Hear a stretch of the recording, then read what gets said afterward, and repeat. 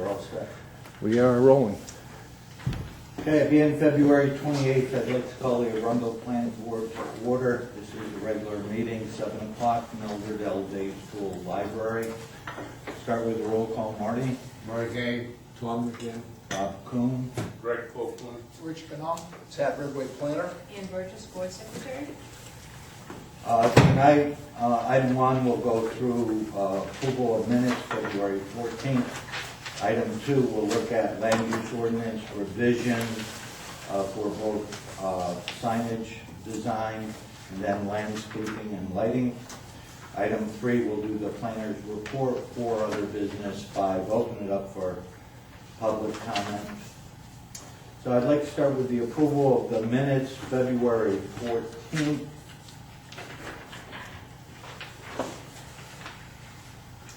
Motion to approve the minutes from February 14th as written. Second. We have a motion to approve the minutes as written. I do have a second. Anybody else have any further discussion? I have just a couple little comments. Quick going over. Okay. If none,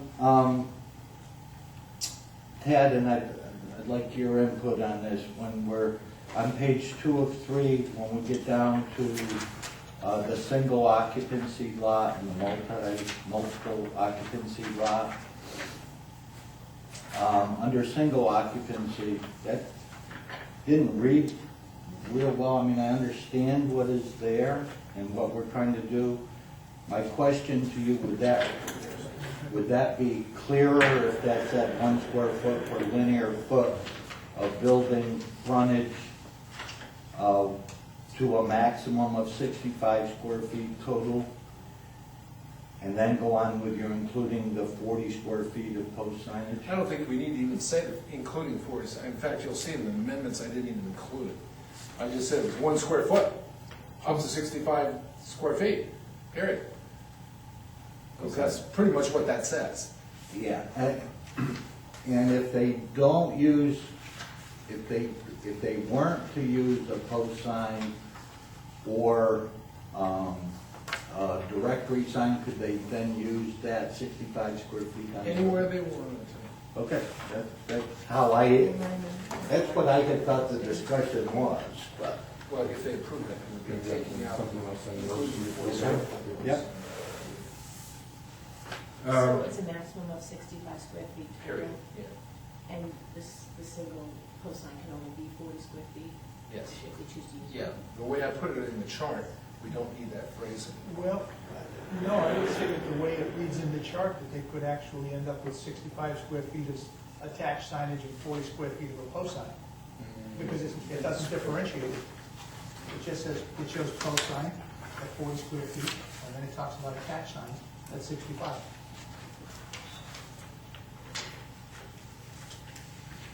But the maximum signage for the building is 65. That's a good point.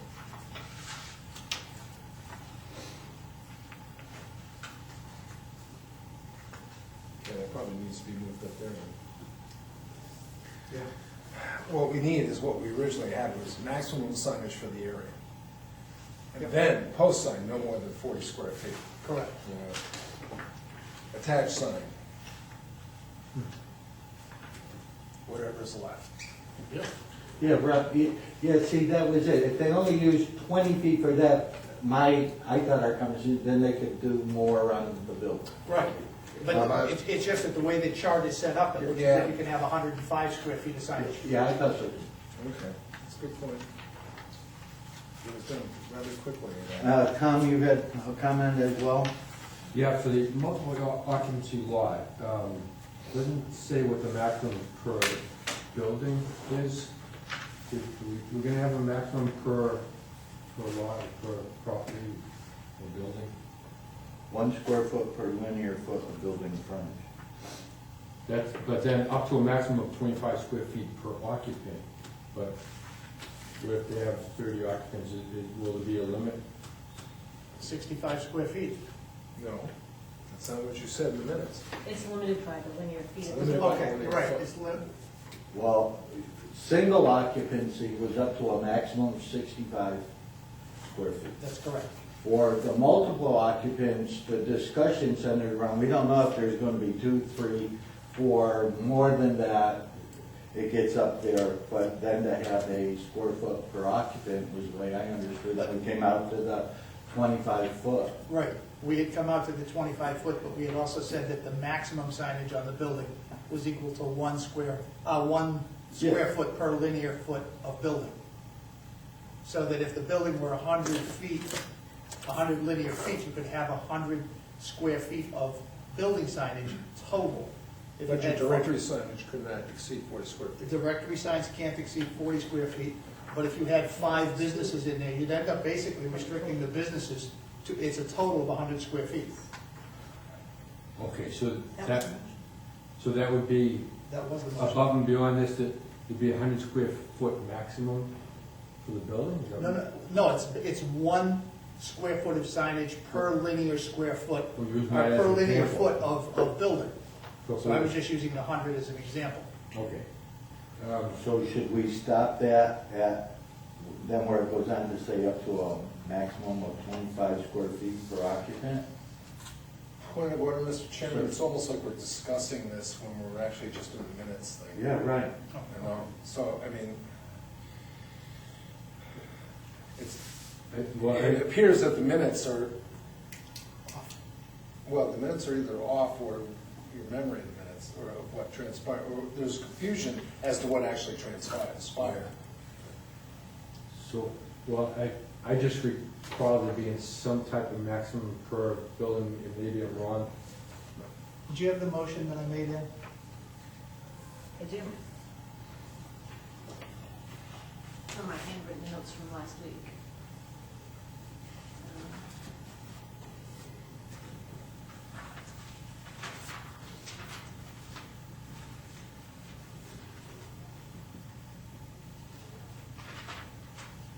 Find it.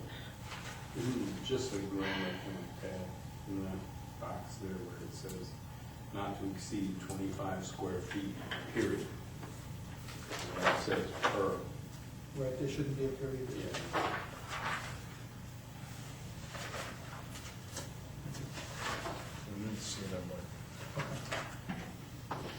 The motion. Oh, yeah, jeez. Somebody will construe it sideways. if you leave that in there. You have the motion in. I do.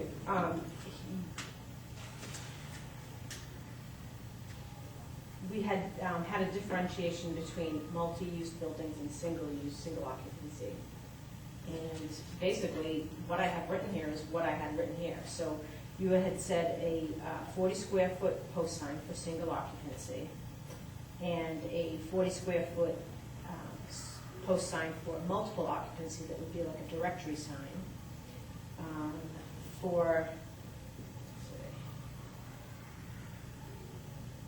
single occupancy, it was once, and we repeated this several times, and we can always refer back to the audio recording or the video recording as well. 1 square foot per linear foot of building frontage, including the 40 square feet of post sign, with a maximum of 65 square feet total. That was for single occupancy, which I think is how I wrote it in the minutes. And then for multiple occupancy, it was, again, the same, 1 square foot per linear foot of building frontage with a maximum of 25 square feet per occupant, and that the directory sign was excluded from the total allowance for multiple occupancy. Right. Those were the notes that I took, and I believe that's exactly how it was said, but That's- again, go back and look. So, That's what was said. so question, it says that 40 square feet is excluded from the total allowance.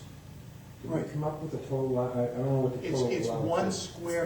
1 square foot per linear foot of building, but the 40 square foot directory sign does not apply to that 1 square foot. It's a completely standalone. So if you have 3 or 4 businesses in a building, you can have the 40 square foot sign, but then you also get So- 1 so- square foot.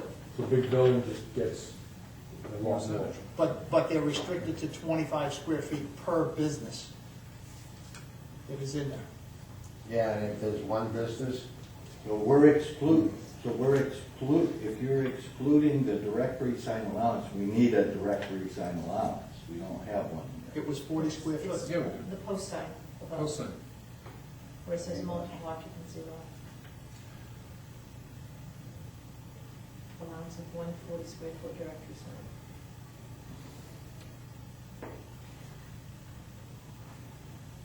Multiple occupancy, 40 square foot.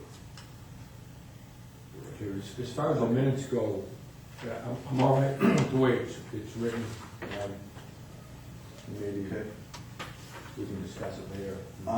My second comment on the minutes goes to lighting on page 3. It seems like you've taken care of it with what you're passing out today. What I would have added to that was Dan Du Bois was in attendance and several options were discussed. The owner being responsible, the town being responsible, or share the cost. So as long as we're going over it tonight, it's going to get captured. I don't have a problem. Can I just clarify the change that you want to make to the minutes? On page 2 of 3, under single occupancy lot for attached signage, you want me to remove the statement that says including the 40 square feet of post signage allowed? Is that what you wanted, Mr. Coon? No, it was me, that was part of the discussion. That's how you read it in the motion, and that's what had gone through. I just, Okay, so you don't. personally, I just think it would be better moving that around a little bit. Yeah, I think we need to put something at the top that says maximum Already got signage. it. Maximum signage. Well, yeah, see, if that just read this way, again, using exactly the words that are on here, I'm including the word if used, but 1 square foot per linear foot of building frontage to a maximum of 65 square feet total, including the 40 square feet of post signage. including, so you're only giving it 25. But we're putting the 65 foot, if you, again, 65 foot total if used. If they don't, if the post signage isn't used, then Then they get to increase it to that anyway. Yeah, the way it would, And that puts your I understand 65, how he wants me to reword it. yeah, and That that, makes sense. yeah, and that just gets us, we have a 65 foot total that we're working with, and it shows that there is an option in there. And that, Right. so that was a minor one, I'm okay with the lighting, we're gonna capture that today. So we have a motion, we have a second, any other discussion? We have one small administrative changes, rearranging some words. All in favor? All opposed? Marty, are you voting either way? I said I'll go with it, but I don't agree with it, that's all. Okay, so that's all in favor. Make a note. Okay, item number 2, land use ordinance revision workshop, downtown business district 1. We're going to look at the signage design in the DB1 district, and I'll turn this over to Ted. We can go through the stuff.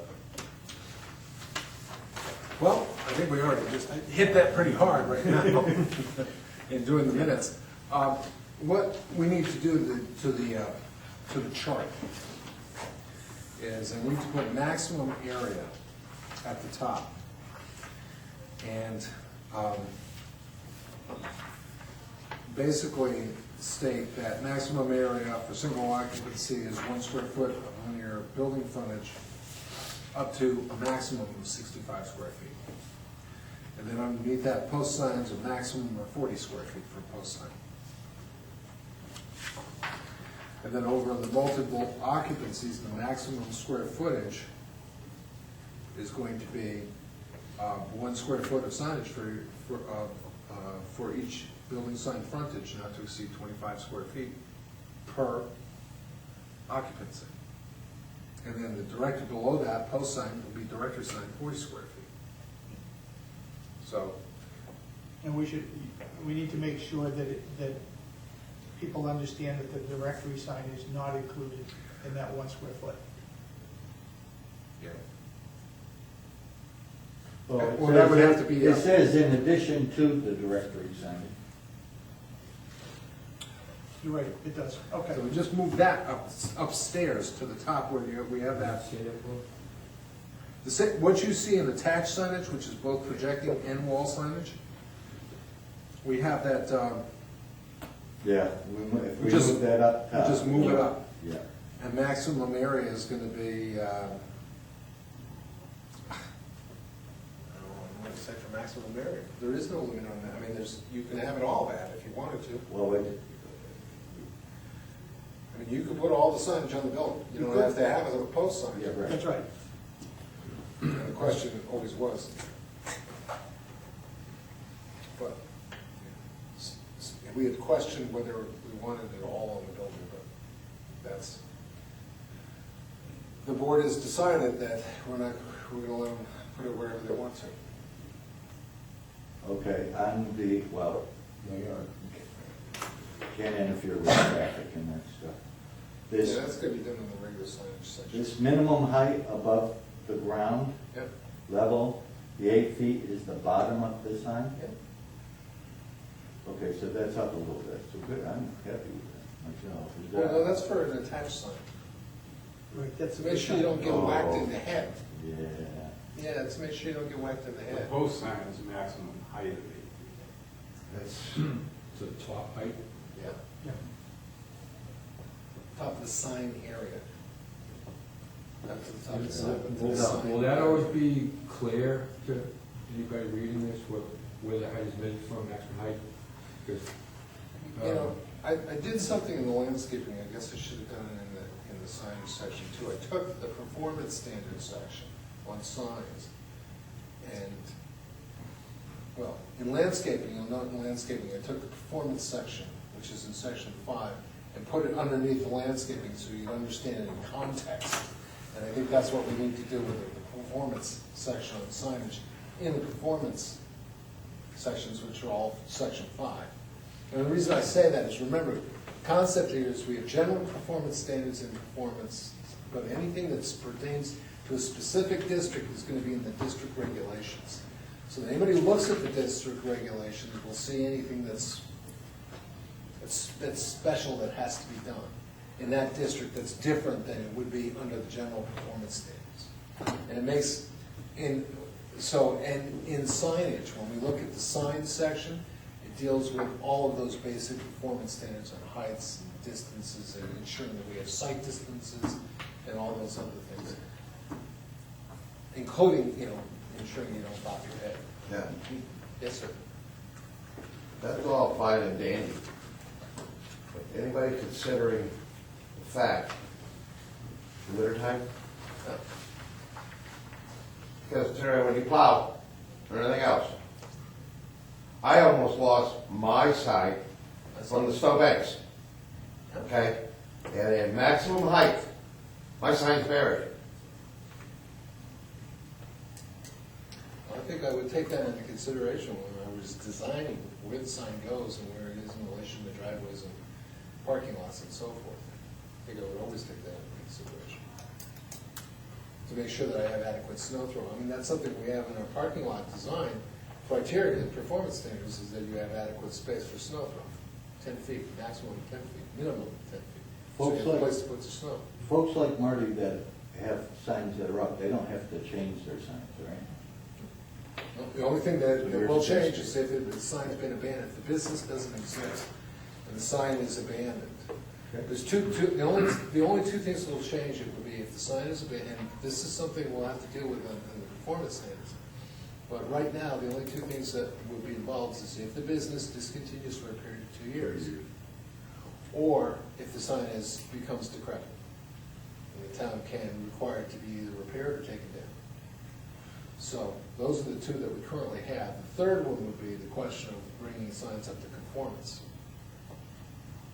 And that would be something that, you guys are gonna have to wrestle with when we deal with the performance standards for signage. But that's what we got right now, those two requirements, so signage is, right? Is everybody comfortable with the area by sign type, No, other than Marty? Well, I just have a Okay. grammatical saying on the multiple occupancy lot, for the maximum number of post signs, it's 1, comma, second, could that be 1 period? Second may be permitted Where are you at?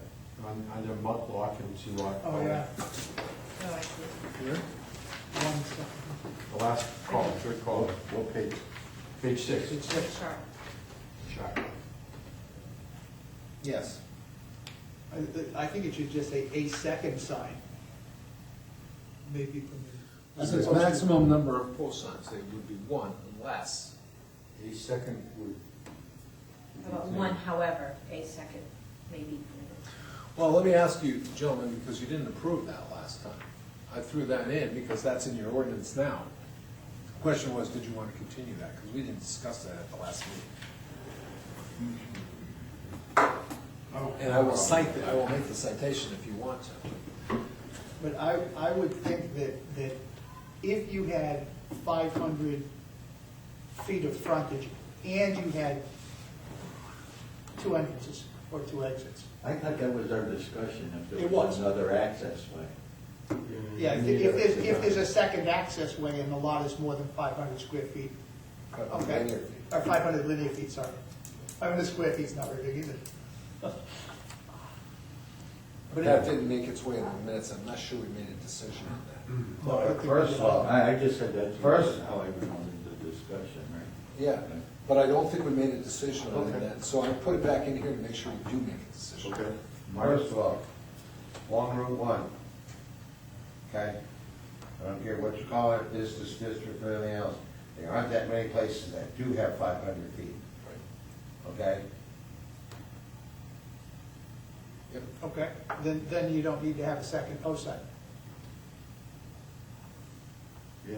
Yeah, If you basically have a 1 acre lot, okay, Okay. which generally speaking is there, That's is 200 square feet frontage, Right, okay?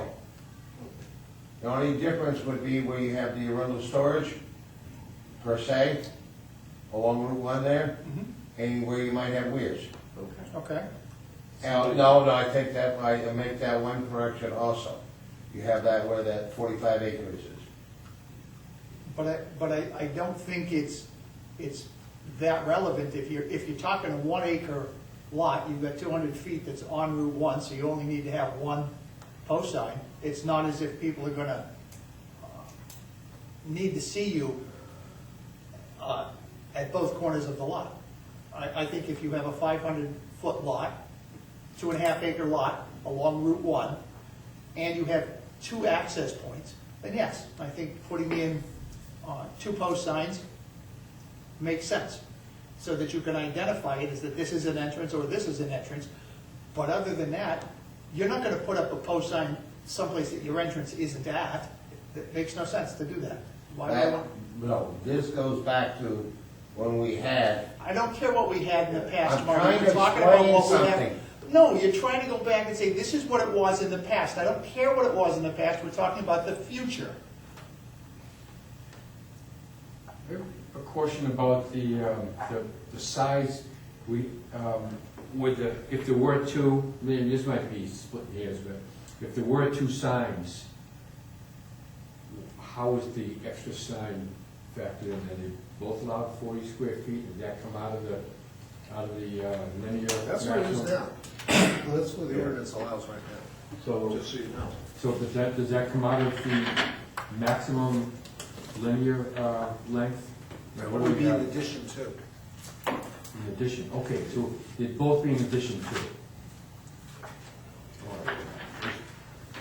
That's an interesting. Complex thing. It would be another sign. Now, you could say it would be another sign, half the size of that one or something like that if you wanted to. Or else just let them have another 40 square 40 foot sign. square feet, a Sheet of plywood and a half. A second 40 square foot sign may be permitted by planning board if lot has more than 500 feet frontage and a second access way. Yeah. I think that's how I hear Marty, is that not what you're saying as well? I was trying to say if there isn't that many places to have it. Yeah, right. So you gotta look in case they combine lots. That's what this future look is for, that area. And if a business does have more than 500 feet linear front and a second access way, I think we ought to allow them to have a second sign, don't you? Yeah. It's, so if I hear you, if you want. Yeah, no, do we need to make it a motion? Or can we just add it into the, Just captured as part of the minutes that I think we have the majority in agreement. So that, your box tab then would read 1, period, as you suggested. A second sign may be permitted by the planning board if the lot has more than 500 feet frontage and a second access way. Okay? A second 40 square foot sign, correct? Yes. yes. Wait a minute. What you just said, okay, if you have a 1 acre lot and 1 acre lot, okay, and if you combine them together, it's only giving you 400 square feet, and you may turn it as, and it's not gonna allow you to have 500. But there are some 500-foot frontages already, and what if they wanted a second As I was sign? trying to explain why we did this, but nobody wanted to hear it. That was covering the entire Route 1 area. This is, what if the storage area becomes a multiple occupancy lot? You know, so we want to allow some room, because they may come to us and ask for a second sign. So this is just allowing them to put it on paper. This allows the bigger ones, I mean, you gotta set a point somewhere. I mean, maybe two 1 acre lots don't do it, but maybe they were acre and a half, et cetera. I mean, you gotta set it somewhere. Just doing how? Yeah, we require 500 feet between two high volume driveways, we require a 500-foot separation. I think that's where it came from. That's over in, I was searching for it, that was over in the minimum driveway spacing on Route 1. So, there's only one, and here it is again, obviously corresponding to that. Over in section 712.8.10, it says, only one post sign is permitted on lots of less than 500 square feet of, 500 linear feet of frontage, or that are under 10,000 square feet of lot area. So we don't even need that. Right. If more than one post sign is on the lot, they must be separated by 200 feet. Post signs that are located less than 15 feet from the right of way shall not exceed 15. Post signs, yeah, that's where we get that graduated size. Yeah, I just to throw a little what-if scenario in there. What about a business that may not have 500 feet of total frontage, but has frontage on 2 different roads? Well, that's an interesting one right there. Because, say, we'll just take, and I'm not saying which side where, but somewhere by Log Cabin Road, somebody has 300 feet of frontage on Route 1, and then fronts 100 feet on Log Cabin, and wants to punch an access road out onto Log Cabin as well as. It's a very good point, and it's something that we didn't consider that we need to consider right now, because that is an unusual situation, and there are only a few places where that could occur. But it could occur. Log Cabin and the campground is one location. Obviously, River Road and Route 1 is another location. River Road and Old Post Road is another one, and Limerick. Limerick Road and Route 1. And Route 1 And is a any location. future road too. Or Any if this future kind of town road, development, Yeah. I'm not sure I would do it for a driveway, but, or you could do it for a private way, So, but they're gonna have to build a private way So, and deed it and all the rest of that stuff, so it would be which is what we're encouraging them to do, to link their private ways. But yeah, I think, Greg brings up a point that I think if you recall, was even brought up in the chart that I gave you of our competitors, where, for instance, Kennebunk recognized that and said, you know, if you are in a corner lot, you can have a sign on either street. 2 per lot. Yeah, 2 per lot. So if lot has more, okay, so that's are you gonna treat that as a whole new scenario? Where the 500 feet of frontage is met on 2 different roads, a second sign is permitted? Well, It already does. it does under this language, because it says 500 feet of frontage. But what Greg's saying, and what Kennebunk does, for instance, recognizing corner lots, they say you're gonna have to, if you're a corner lot. Actually, I read that wrong, it's 2 per lot, 3 for corner lots. Yeah. So it's different. They let you have an extra one for corner lot. Right. Would that be, only if you have But driveway? I think they make you stay with the same maximum square footage, Yeah. which is like 60 or is it 30? It's not much. 30, it's not much. Well, I can't it's all, remember off the top of my head, I could look into it. just so that there's a little clarity here, because you're saying it would already be permitted, so it would still come down to interpretation of what this 500 feet of frontage is. And there's 2 ways to look at it. One, 500 feet all on one road, or, and in the example given, 300 and 200 on 2 separate roads. Actually, I gave Yeah, he gave 3 and 22. 100 because it didn't meet the 500. So they'd have the one, oh, To be short. And that can happen, if I look at corner lots right now, as they are now, not considering putting them together or assembling or subdividing them, we have nothing but that situation in existing lots, where we have lots, the only one I can think of is the Hearth Place, which has probably 500 combined easy. Oh, yeah. It might even have 500 each, on each side. Does. However, the fact is that we have a lot of lots that don't have 500, But, even cumulatively. but even at that, I would make, just to use the Hearth Place as an example, they only have one access. Right. No. But if they want to do another one, One they of could. Limerick Road. They have 2, There's one one on on each each side. Yeah, but the other one they use in Limerick is more of a service center. Yeah. It doesn't look like an access Well, point. they don't even have it signed. Well, what if they wanted But to? I would make the point that to me, when I look at this and it says 500 feet of frontage, it doesn't say 500 in a straight line. It doesn't, so you could make the argument, I could have 300 and 200, or 400 and 100, and it would work. Okay, it would work according to this. I think But it so, I think so. wouldn't work in his example It would not. of 300 and 100 where they do.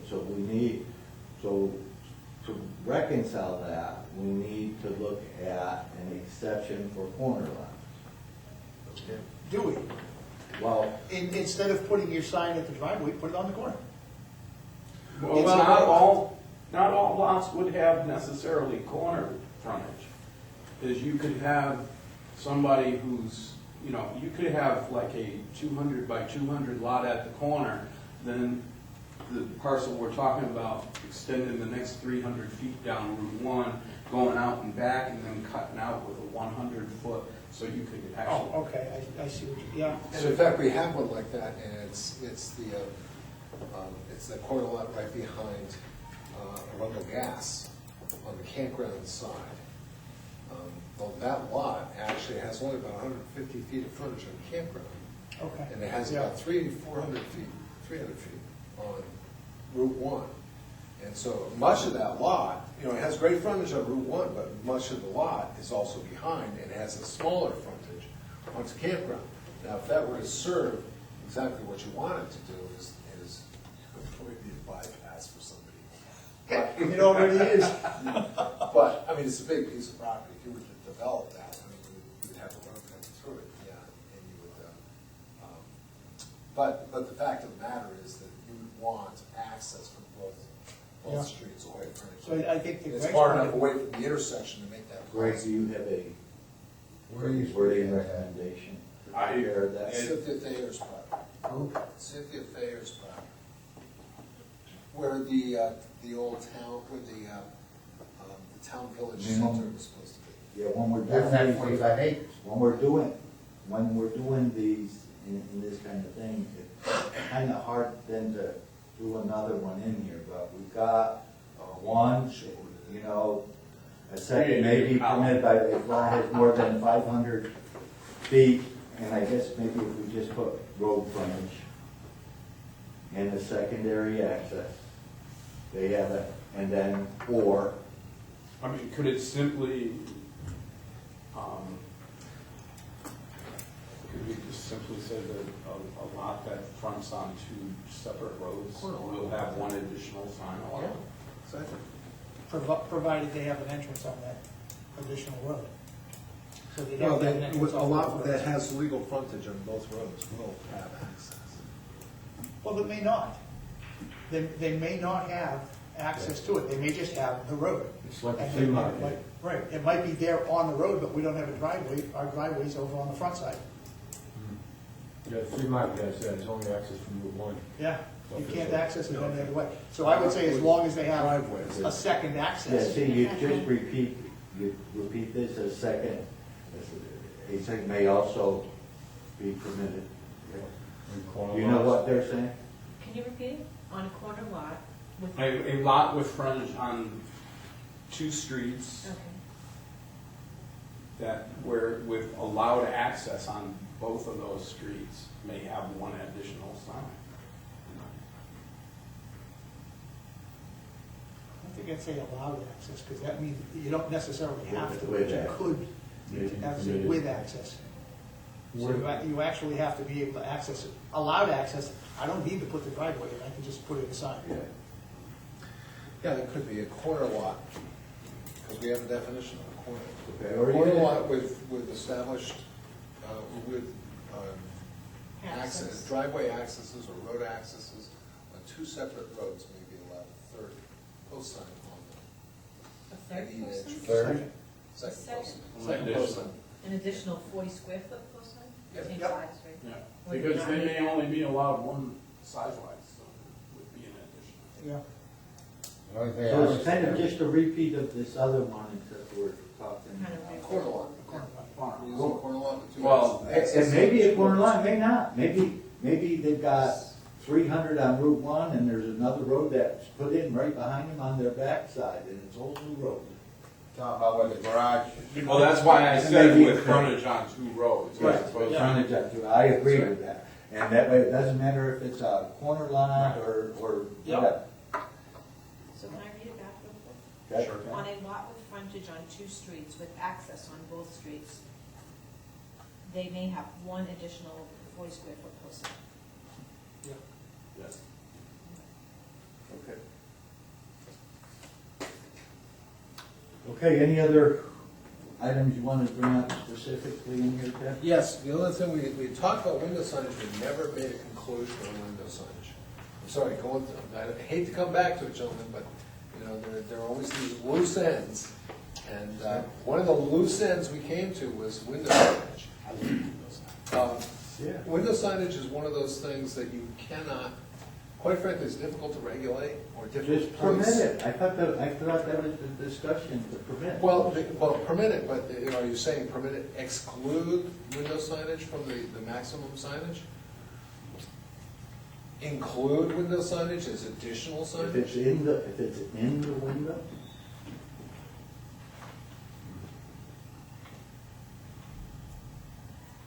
We had gone around, There's we've gone around this 3 or 30%. 4 times. There's 30%, there's That's what we have right now. 30% of the window area. Now, is this in addition to these others? That's the question for you, John. Okay. When we had reached, Right now, it is additional signage at this time. Question is, do we want to continue that? Because we've talked about it, but we don't, I believe Ann will confirm this, we don't have a firm decision on that. Because when I went to write this up, I went, when did we make a decision on that? And we could not come up with a decision, because we didn't make one. I think you, Because we've had three different scenarios. One was, you will, The 100. the window signage is anything no you want. different than the attached signage. Yeah. You know, window sign, you can apply it to window, you can apply it to wall, you can apply it to projection, but this is what you get. Yeah. That was one. The second scenario was, well, you know, we all like window signage, and, you know, everybody likes signage on window, and you don't have the thing on there where, you know, your closing hour, your hours of operation, and here comes, you know, the lost kitty, and all the rest of this stuff. And, gee, shouldn't we just kind of let that stuff go if it doesn't occupy too much of the window? If it doesn't do the well or the Algonquin thing that we were talking about, the Olympia shoe store thing, if they don't overwhelm us with it. So in other words, we gotta limit how much we let them fill the window with. Something the code enforcement officer can easily go in there and say, take a snapshot and go, well, that's over 30%, you're fine. well, here's You where. know, and so we've done one, I'm sorry, I don't mean to interrupt, I just want to finish it, make sure we frame this properly. So the first one is, it's part of your total allowed signage, allocate however you want. Second would be, it's permitted as a percentage of that area. And the third would be, of course, just gonna have as much as I want. Or have another amount. Okay, We're having a percentage of, I mean, you could be one half Okay, one of the total amount that you're allowed on the site, you can put in the window, correct me if in addition. Correct me if I'm wrong, but when we went through all of the formalism, so when we came up with about 100 square feet of signs that was gonna be, somewhere in that area was gonna be acceptable, I thought we had discussed that all of the signs, all of them, the post sign, the directory sign, the wall sign, the attached sign, and the window sign, and they could pick and choose for that other 65 square feet where they want it. You know what I'm seeing, and is just the enforcement would be a nightmare. Yeah, it is. And it's, Guaranteed. the exterior signs that are permanent, they're not gonna be coming and going that frequently. But the window signs could be every hour, they might be putting another one on and off, and to have that as part of the calculation of total square foot, and the clerks, the girl that's in the cashier, is she gonna really even be aware of that formula? It's like someone giving a sign, can you put this in the window? Sure, okay. Exactly, that's Yeah. what happens. Okay. So it, Lost Makes kitty, sense. when Yeah. the benefit of the school, Makes yeah, that's what it's. you know, historic society is having another. Are we considering those part of signage though? No, Yeah, you know, that's the other way of dealing with it. The other way of dealing with it is saying, those are temporary signs, those are bills, those are what you would call temporary handbills. And they are allowed to be, there is no regulation. I'm just, when I think of window signs, I'm thinking of like Greg's Barber Shop. Exactly. yeah.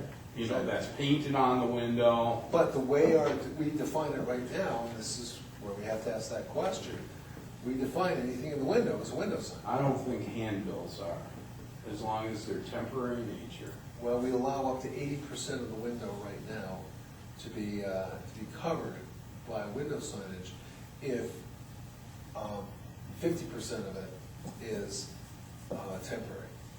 So that's completely unenforceable. Yeah, right. Completely Yeah. unenforceable. All you gotta do is take it down or add it Oh, up. yeah, before just the for guy 1 gets it. second, put it back up. There's no way to enforce that. And Jim doesn't even try, I'll tell you that. I've never seen him try. Why you call it starting? Yeah, so- I can understand saying, okay, it's gonna be 30%, and we're gonna exclude handbills. You know, and because, I'm sorry, if you put up a handbill, if I put up a handbill in my window advertising my business, and it stays up there for 6 months, that's anything but temporary. That's part of the signage. And What if it's? And- Yeah, but it and it would be lasts for 6 duplicitous months? to argue otherwise. But what if it has, it is a lost key, 6 months up there, It's been It's a up lo- there.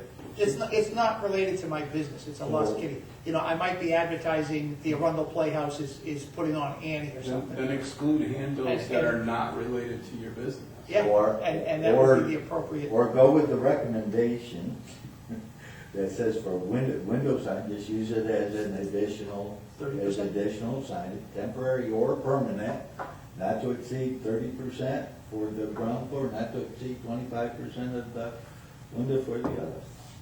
Yep. No matter what it The is. other- No matter what it is. Luther can't The other put that handbill the other on. thing is- Keep it clean and Get it simple. off my door. Hey, the other thing Does that is, make sense? how far are you off the road for a window sign? What? Well, it works well for Rundle, psychic reading. What is that? But Place the Marty, whole the win- business will decide if they're close enough for a window sign or not. Window signs are Yeah. expensive. You know, it's- They're probably the most They have expensive. one of the most expensive signs, next to Gold Leaf, they're probably one of the most expensive signs you can get.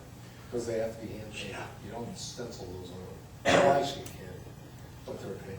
Could it just be a poster though, on cardboard, just, You know what happens, what will happen be able to is see if through it it. starts to get messy, merchants usually say, hey, that's enough of that, man. My place is starting to look like a hole. I got a board here. You can put it on the inside door, or you can put it on, you know, if I've got a vestibule, you can put it, I've got a public sign area in the vestibule. You'll find that Hannaford does that, Shaw's does that, Walmart does that. They put it in a place where nobody reads it. But smaller businesses will have it in the vestibule. You can put it there, but don't put it on the door. I mean, we don't want people running into, you know, older ladies who are carrying packages out. Yeah. Besides, it looks like hell after a while. And, you know, frankly speaking, I think these guys police their own business, and if they don't, then, you know, maybe we'll come and talk to them, you know, oh gosh, you know, it's too much, but. I got no problem if we say 30%. it works for me. 25 and stay with the not permitted third floor and above. Yeah. Yeah. You don't want it Okay. all over the place. Yeah, and You can't read is it. that a motion? Sure. I mean, for the discussion. But you've got it clear, we Okay. do have a decision. Wait 1 minute. It's 30% of the window area excluding handbills, is that what we're calling No. those? No, it's just 30% of the Period. window Just area. 30% of what's in it? Window signage, temporary or permanent, or Okay. temporary and permanent, not to exceed 30% of the window area for the ground floor, not to exceed 25% of the Just as he window has it area there. for the second. Yep, just Just like as it right is. there. So all we have to do is put permanent, So we're just going with what Tad wrote. Correct. We're not changing That way. anything, per- so. and we're gonna add permanent and temporary, include permanent and temporary. Okay. That make sense to you, Ted? Sure does.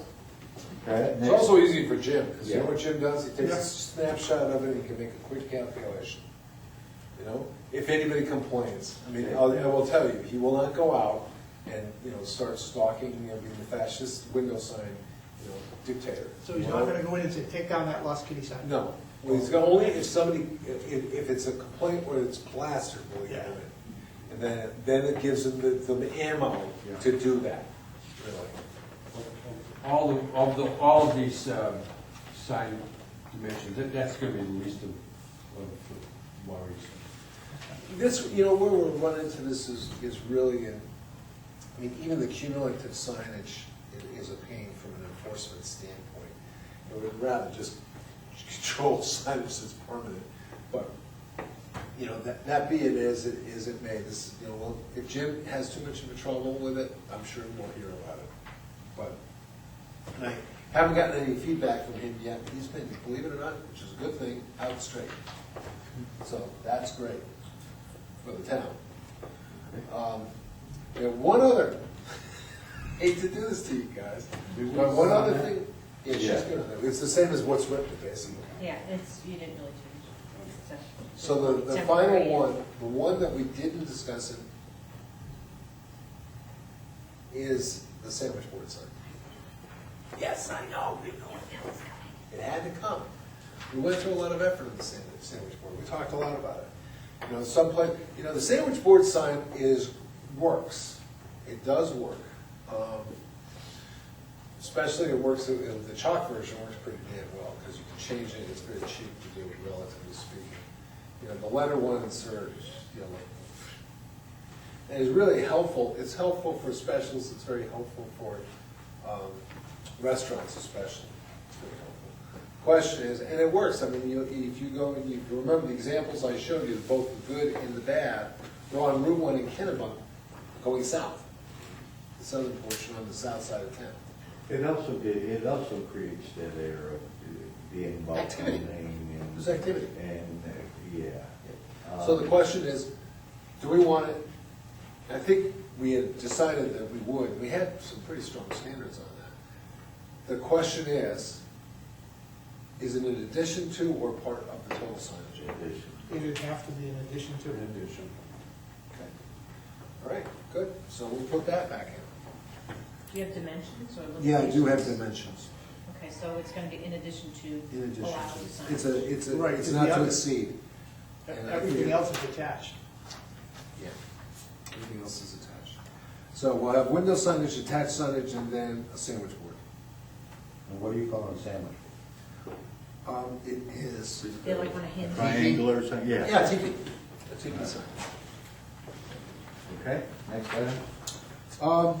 Next item, I think that, I have a question on product signage. yeah, I thought we had done away with bonus signage, but it's showing up in the product signage. product logo or product sign? Product signage on page 6B, 4B.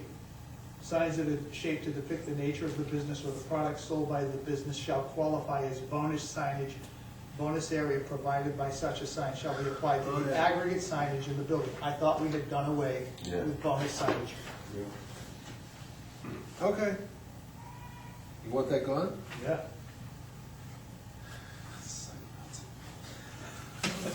I like the idea of having it depict what the business is. But you're not gonna get them to do it unless you give them something for it. Well, Well, that's not true, but I'll tell you, you gotta, all right. All right, how about the product logo sign? G, where are we there? after G on 911. page 7. Product logo sign. Something we had talked about. Oh, right? okay.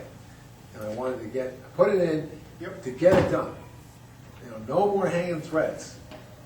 Product logo is the traditional Pepsi sign stuff, you know, or something that's not sold exclusively on the site. If you're a Harley Davidson dealership, you should have the Harley Davidson logo on your sign. If you're a Ford dealer, you should have a Ford dealer on your sign.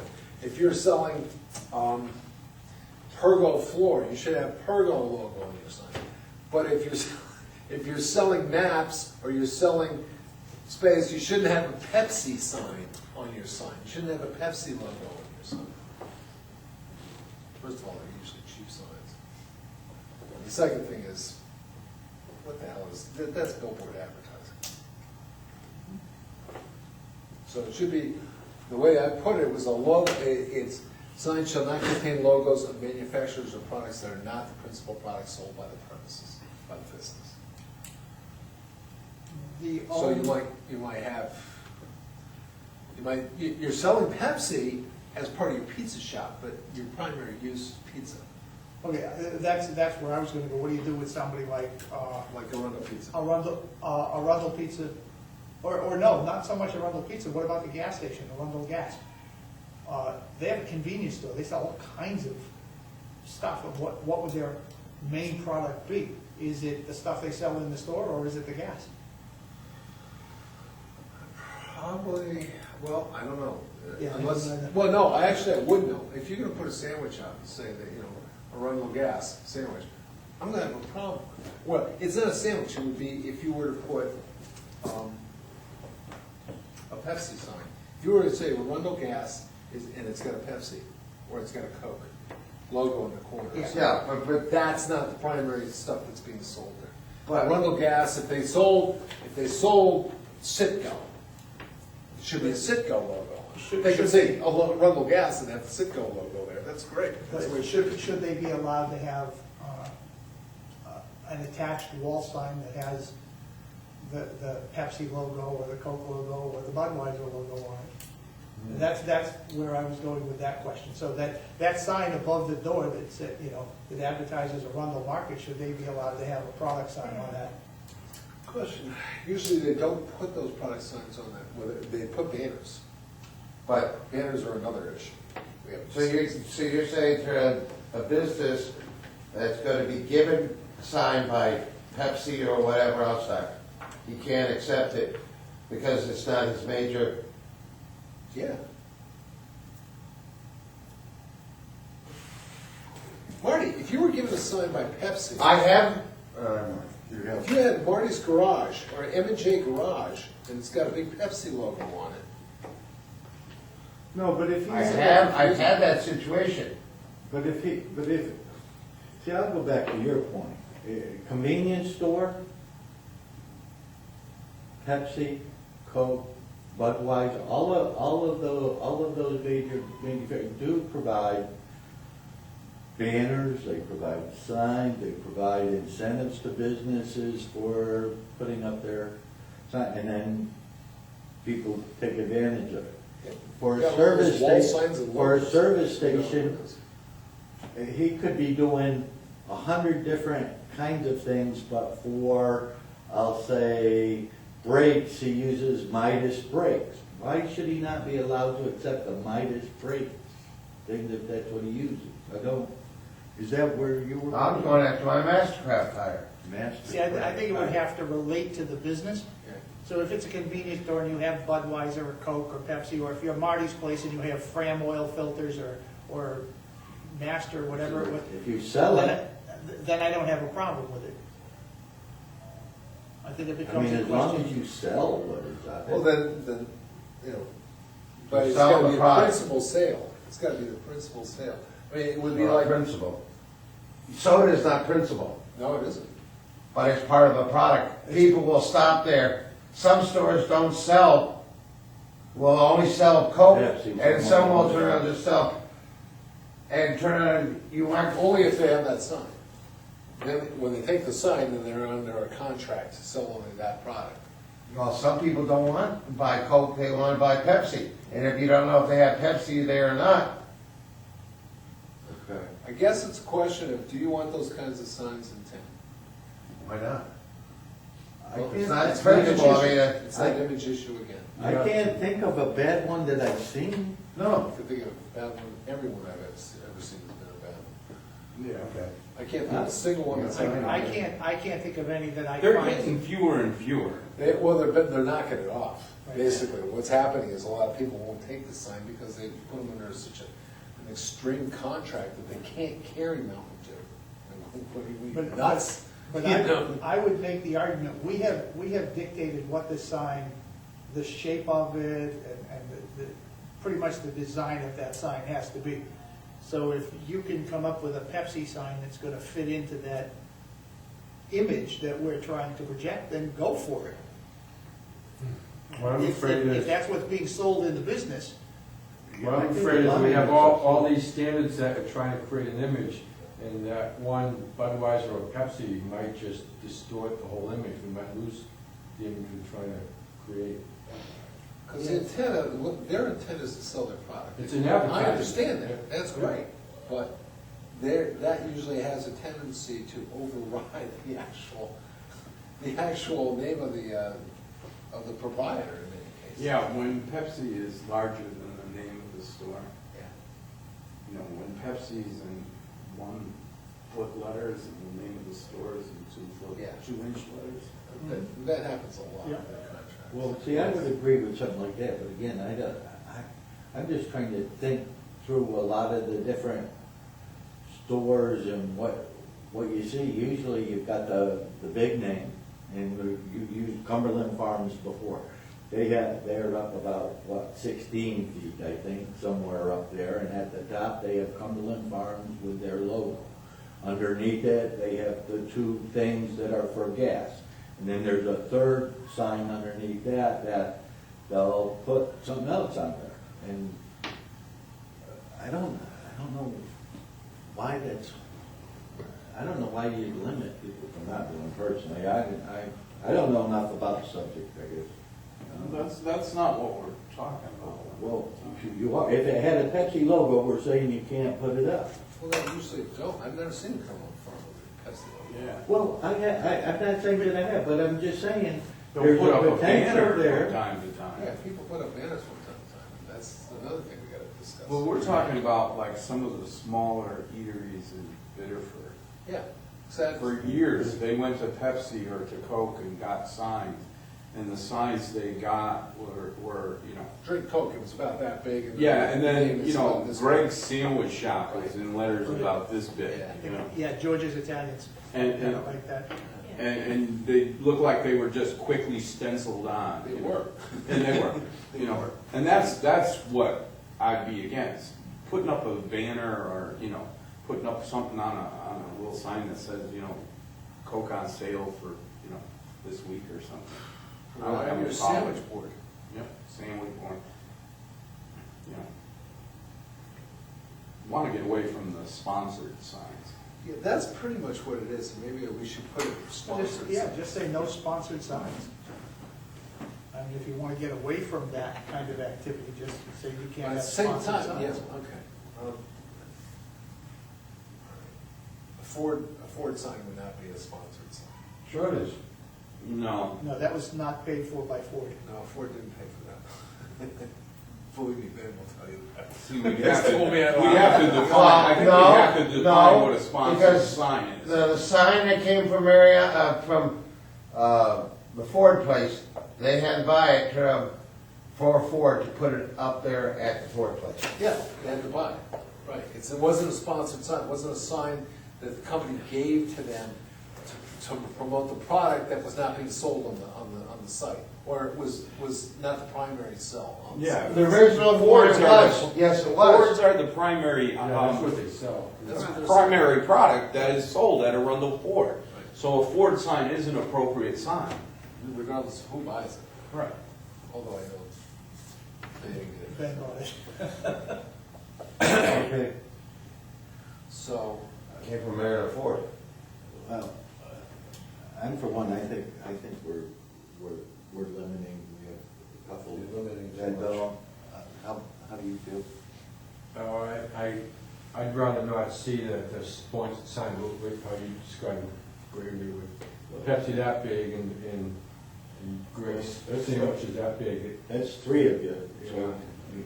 you know, A few logos here and there wouldn't disturb me, but if that dominates the sign, I don't think that would look good if we had a whole bunch of that. My Mastercraft sign is dominated. Is it? Yes. But if people go in there to buy Mastercraft, or they're going to get other things as well? Yeah, but- tires. I'm a dealership of it. but those. Where's your Mastercraft sign? It's not hung up. I have it in the shop. It's an interior lidded. No. No? It's, I have it in the shop, but I was told I couldn't use it because it was too big. Supposedly. At one time. But And again, then when you're coming back with the 40 square feet, see, I think Mastercraft might is, I mean, if you're selling those kinds of things and if they're gonna, sell them minus one. but that would be an attraction to people looking for a service area or for that kind. it's like your Michelin sign, your tires. You know, I'm in the minority here, so. you No, guys- Where do you stand on this? Because I'm not sure you are in the minority. Yeah, I think we're over-regulating that. You know, we heard saying these sponsored sites are all going away, they're not doing them anymore, and yet we want to put it in here to prohibit them. No, then you misunderstand me. I don't like the sponsored signs, but I don't want to tell people that they can't have that logo out there if they want to sell them. Like Marty with his, what did he call it, Master, whatever it is, or, I mean, It's like Cooper tires, that was. it's a brand. That is something that service stations do, and to be able to use a brand name to attract customers to your station or to anywhere, to me, that, yeah, I if I were a don't, business, I'd want to be able to attract people. I don't have a problem with that. I don't like banner signs. I'm not overly impressed. I've seen If very there's a few. way to word, if there's a logo way signs to that word look it where that doesn't overshadow the name of the business or something, because I hear you, I agree with that. I don't think the Pepsi sign should be larger than the business sign. And you're right, it shouldn't be. I mean, I don't know but- how you regulate that. Yeah, I don't either. Well, you can. Maybe you could have just that, there may, have it be that the, whatever the logo can't dominate in size, to have. But you see, I would have a problem with that because my business has a logo. Well, No, no, no, It may not even have the name of my business. Sponsor This is a logo. product. That- This is a Product. product logo. Yeah, that's different. Not That's your allowed. logo. And that's why it's not the principle. I mean, that the Ford dealer's gotta have the Ford dealer, you know, a Midas dealer's gotta have the Midas. You know, a garage that sells gas has gotta be able to say the gas. Yeah, I'm gonna go back to my original comment. I think that when we talk about the shape, when we talk about the signage and the lettering and the frame and things, I think we pretty much regulated enough at that point without saying, you know, now you can't have a logo of a business. You know, we've done enough from saying this is how we want the sign to look without dictating what the content of the sign itself has to be. And that would apply to the post signs or the. It would apply or- to signs. Well, wall signs as well. Well, you can make this just a sign to a post sign. I mean, I could see that on your post sign, the major one, I mean, that's the attract, coming down, trying to make this thing standardized, neat, having that consistent look through that whole business district. But then what they're putting on their building, you know what? Well, If they're gonna go through the expense, but they think it's beneficial to their business, why should we the issue that I not have. allow it on the post signs, not allow it on the directory signs? That gives you the consistency, and then what they do with that building area is they're up to them. I don't know. But we're still regulating what the signs that are on the building have to look like. We're still saying, you know, they have to have this shape or this framework, this is what they have to look like. That's what Well, I think section four, that was only for post signs. That's for post signs. that's not what section 4 says. Section 4 says signage design requirements. It says nothing about post signs. It says this is what the signs are gonna look like. This is what the shape of the sign's gonna be, this is what the signage itself is gonna be, this is the historical signs have to be a certain way, the lettering has to be a certain Well, way. yeah, I think, We're not talking about just the post signs, we're talking about signs, period. I thought Okay.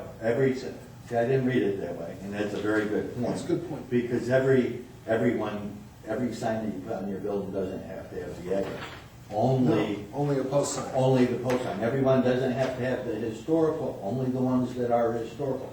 So I assumed that this sign is design requirement, these ones were for the post and for the directory sign. Okay. And I'm reading Was into that- some that it's for everything. Was that your intent? No, it was for post, it's for post and directories. Yeah. And I'm sorry about that. So this And is, how, okay, if that's coming up to the case, how do you turn out for corner lot? How so? You want your, location, you gotta have, turn out a corner lot, if you gotta have a second sign, Yep. you're gonna have the address on both signs? If E911 gets it to them, yeah. It's gonna be the E911 address of that. address, yeah. Wendy will make a determination of what number they get. Yeah. Two streets. Bob, I would, you know, if this applies only to the post of the directory signs and we're not gonna say it doesn't apply to the building signs, that's fine. I thought this applied, this is the way the I signs would are gonna imagine be. that E911 address would only apply It would to only the apply sign to on one- the street side that the address comes from. Right. That's true, but I didn't look at this and say, well, every sign has to have the E91. I said, this is the standards by which all of the signs have to fit, and we're gonna have the E911. It should be, you know, it could also be for, if somebody decides, you know, not everybody wants to put up a post sign. Yep. There are some situations they might put up a projecting sign. If they're close enough to the road, they might just do that. I think the way it is right now, most people would put up a post sign, but there's some cases where they, Well, we can't regulate every single thing. well, sure we can. It's a question of whether you Yeah, want you to. can, because when you regulate, when they tax you. So, I think if that's just the No, post signs, that's regulation fine. has nothing to do with it, Marty. You're gonna tax you on it no matter what. on page 7, under product logo, signs for posting directly shall not contain logos or of manufacturers or products that are not the principal product sold by the business. For post sign. Yeah, that would be for the post and the directory sign. The majority of the folks comfortable with that? That that's what it applies to, and again, we go back. Okay, so where do you stand? Oh, that's fine. Okay, so that was at G, right? Yep. Okay, so at 4, for the sign shape, product sign, we're gonna call out that those are also for post and directory signs, right? Yep. It's not, it's gonna say signage design requirements for post and directory signs. Okay. That's what it's gonna say. It's gonna say A and B. And then we're gonna have, And I think we could get rid of a historic signage. You haven't Because had any you know what that is? That's a remnant from the bonus signage period. okay, Yep. Yeah, that's what that was. okay. Everybody comfortable with that? Might as well What we reduce that. regulated? Lettering, Lettering. sign. Then the sign frame we're good with, because that is for the post and for the directory. That'd be kind of right? cool to have that, wouldn't it? I mean, that would be your exemption. So E911, What about lettering? What, I like, lettering on the sign shall be distinctive, what makes it distinctive? oh, that's something that that's something Leah and I had a little haggling about. Who? Leah, our attorney, okay, was going over these things as we write them. okay. I'm not gonna give her a 200-page book to look at and say, hey, give me a review of this, you know, 2 weeks before the town meeting. So if we took that sentence though, and started with lettering like you do, and then take out the rest of that first sentence, shall be either carved into the sign face, attached in relief, or professionally painted on the sign surface. I mean, those are the 3 things that give you the distinction, right? Well, I think we need to leave in the recognized graphic font. Yeah, we do, because that's one of the weapons we've got against the spray paint effect. And I wish I could show you that spray paint sign, but the tattoo parlor's gone out of business. So, but even that recognized graphic font, there's probably a graffiti graphic font. There is, Yeah. there is, that was my point the last time, there's 80 million, I have the choice, you know, you can do it in ancient script, Roman script, those are all recognizable. Well, I personally don't think it does a single thing. Well, it gives me ammunition in case I got a spray paint. But what does attached relief or professionally painted, won't that protect it a little bit? The more you give me, the more we can enforce it. Remember, you guys aren't gonna be dealing with this. I'm the guy who's gotta be sitting there saying, you know, And I wanna see this done. And the way I do it, quite frankly, the easiest way I have it done, the best way I have it done is I basically say, have your sign maker give me a shop drawing. and Because that immediately says, first of all, you gotta get a sign maker. Yeah. Second of all, I need a shop drawing, show me all of the dimensions, all of the fonts, because they identify it on the shop drawing. So, and the thing is if somebody wants something that looks like a graffiti script, then chances are that's their logo. Right. It's not, chances are, it's graffiti if you're is gonna a go onto logo. a professionally built sign with graffiti-like writing, Right. then that's your logo. Right. It isn't, Well, It's going to be done. then you can make the Well- argument that that's why you have it. And even if I do, exactly, and if I do have graffiti, graffiti does follow a certain pattern, the graffiti font, and I know that graffiti font, because I have it on my Apple, on my Mac, it was on there, but it's the same every time. The L is the same graffiti font, even though it's a graffiti looking L, it's still the same character, and it has a certain order to it when you put it together. I think I tend to side with Tad on the fact that it needs to be a recognized graphic font. Because if we say professionally painted on the sign surface, define who's the professional. If I pay you, are you not a professional? Yeah, So I can go out there with a spray can and you can pay me. Yeah, but when No that free is that, Anything you know, for spray a buck, I'm painted not signs are pro. not allowed. You know, if that's our concern, why Well, then not I say call it? it, then I'll use a brush. I'll use a house brush. 4-inch, That's why, Four-inch yeah, that's font, why I yeah, think I'd 4-inch. go with the recognized graphic font. And what you're trying to do here is you're trying to get somebody to do a neat sign, a good sign that's got a little bit of thought to it. That's all that's all we're trying to do. We're trying to avoid the stuff that I took absolute hell from the Economic Development Committee, when I had a couple of spray paint signs, and I said, I can't regulate that. There's nothing I can do about that. And they tore it into me. I said, it's not my fault. I don't even regulate it. If your goal is to get that, Yeah. okay, shop drawing, then why not have that as the first requirement? The signage design requirement, a shop drawing is required of every sign. If that's what your goal is, That's in the application process, that's in the site plan application process, unless you want to make it now.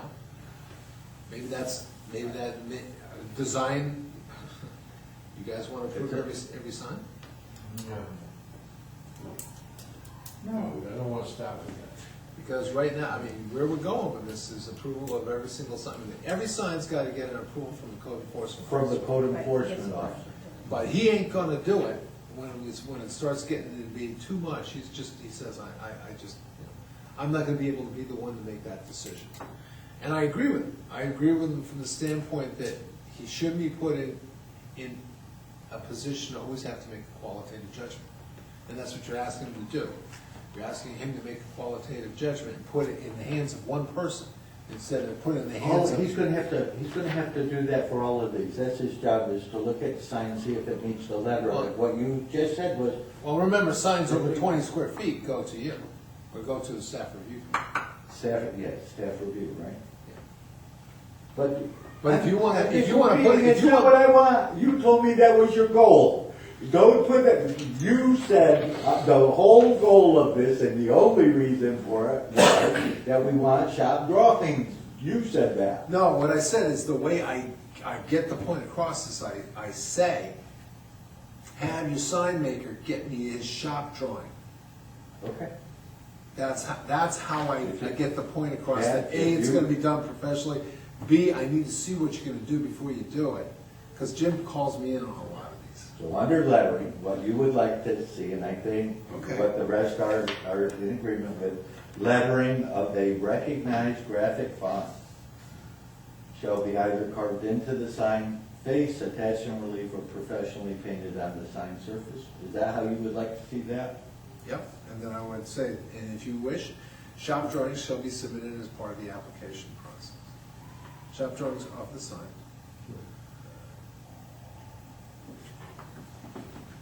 Now, this applies just to the post signs, then all we gotta do Yes. is ask if they Okay. submit it. so they This is- don't need a shop drawing of anything on the wall? Yeah, they do.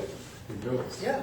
How about the Taking window? out trees. Hang on, I thought this only applied to post signs, Yeah. This section does. section 4. Right. Okay. But I'm saying that any sign that you give, any sign you go for a permit on, we're gonna require shop drawings. Do now. So you're gonna put it on your building, you The need it. signage. You need a shop drawing. Yeah. Make sure that it's not spray painted on or something like that.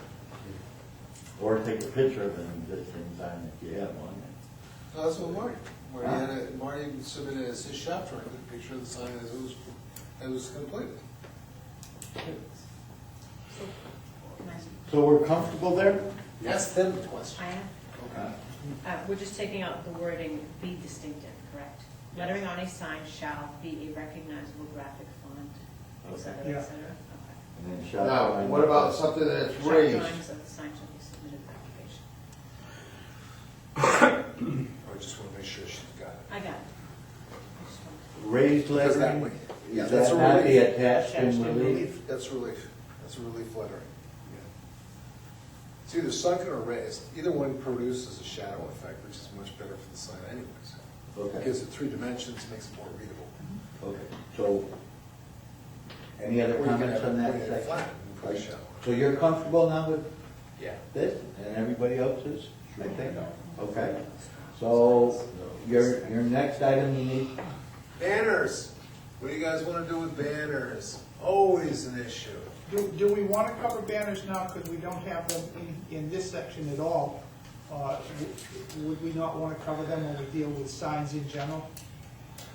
As a Well, townwide the situation? question is, remember, we got a character area here. Banners right now are, let me tell you what banners are. Banners, up to 1 banner per business provided is erected for no more than 30 days annually. That works for me. Yeah, right, enforce it. I didn't say I could enforce it, I just said it works for me. That's what it says. But that is difficult. Here's what it says, up to 1, here's the problem. Banners, up to 1 banner per business provided is erected for no more than 30 days annually and does not exceed the maximum allowable size for a post sign in the zone in which the business is located. So you could have a 40 40 square square foot banner sign In addition to. for no more than 30 days, total for the year. Can't do it. well, Can't banner, can't do it with the enforcement. banner signs can just be part of the total allocation. Banner signs are allowable, they can put up a banner sign, I mean, banner signs are all. They only can put up a banner sign for 30 days. Well, that's in that regulation.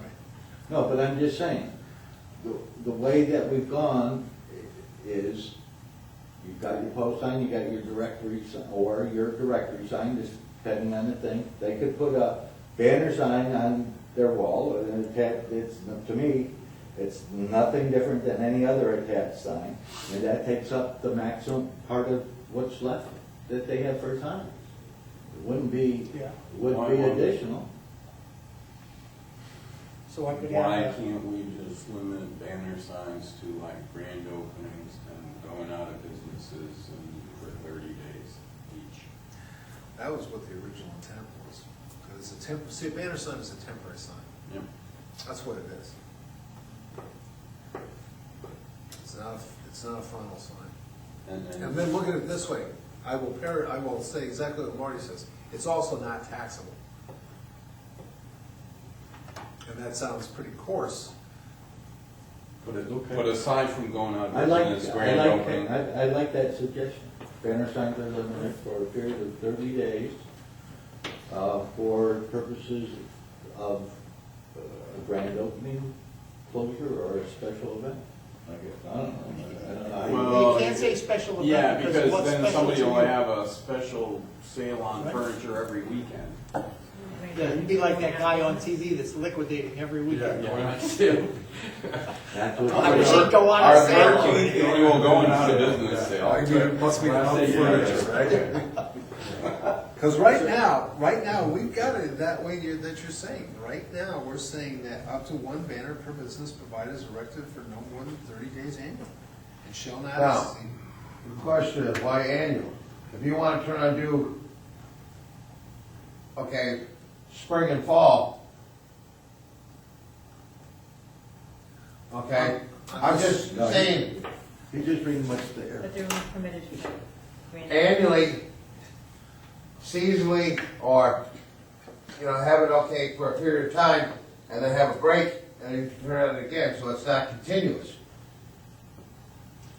I kind of like Bob's idea of saying it's part of the total square footage that you can have And if you want to put up a banner sign, if you're a single resident, a single occupancy business, and you have a 40-foot post sign, if you want to put up a 25-foot banner sign on your building and leave it up there for the entire year, go right ahead.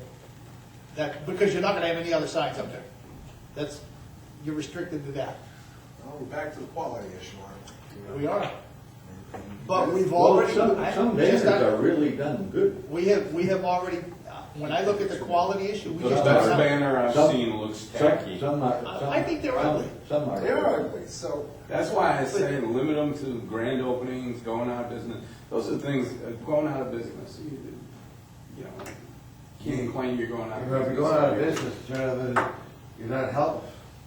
Keeping a You business. know, I We don't would, care I if would they're be gonna willing try to to take it say, down. You're going out of business anyways. to allow you to have a banner sign limited to 15 consecutive days, twice, no more than 6 months between display. I don't know how you'd word it, but you could put it up for 15 days and then you'd have to take 6 months off before you put it up again. But I think it's a nightmare for enforcement. For, you're But restricting. that's a nightmare, say for you can have it for 30 days, it's not even consecutive. I could put it up 2 or 3 days every month. Are you gonna go out of business every month? No, this is what we They're have moved right away from now. going out of business. Right. Says that we can have it for 30 days, but Right. during the year, so I can put it up 2 days every month. Yeah. By the current regulation. Under the current regulation, yeah. We could ban them completely and say they're not allowed at all, period. Of course, that's probably not gonna go over very well either. No, it's not. No, it'd be a nice You know. dream, but it's not gonna happen. And it wouldn't. But I think if we're going to talk, like Greg was saying about 30 days, and, you know, I think it needs to be Consecutive days. 30 consecutive days, okay, you're done. And it's either a grand opening or a going out of business situation. Or especially. What about, okay, Or- what or about, we had a case with Poolage, how we had inspections or anything else. But But that's what the letter board's for. No, we had it before you were here. No, but what I'm saying is that, for sales events like that, that's what you want a letter board for, and that's what you want your sandwich board for. Yeah, Poulin had, wait, though, Poulin had put up a sign He had that was signs. too big, though. No, he had too much banners on it. It was too much square footage of signage around the building. And then Okay? it was banners and this, that, and everything else. He exceeded something. Didn't get a violation. That was what? I think it was like a violation of, he exceeded the He limits. exceeded the sign. but Well, he also I don't know. exceeded the banner ordinance too, apparently, Because it was like. I just go back to Greg's It was idea, I think permanent that it's instead, maybe it a was good idea, permanent. instead of. but for a defined period of time. And if it's 30 days, 30 consecutive. So it's see, 30 consecutive days, it's not 30 days throughout the year. You can have that sign Right. for 30 consecutive days You're during the going course up of to the bu- year. You're going out of business, it can go up 30 days before you. But I would even go so far as to say, if you want a banner sign, if you're Pullins, or if you're the Tire Warehouse, or if you're Bentley's and you're advertising something specific, it's a 30-day sign. It's a one-time deal, 30 days, start to finish. If you take it down after 15 days, guess what? Your 30 days are up, you don't get it for a second shot. Just make it for a 30 Let's use- consecutive day period of let's time. use Bentley's as an example, because they do a ton of things in the community. And they do all sorts of fundraising.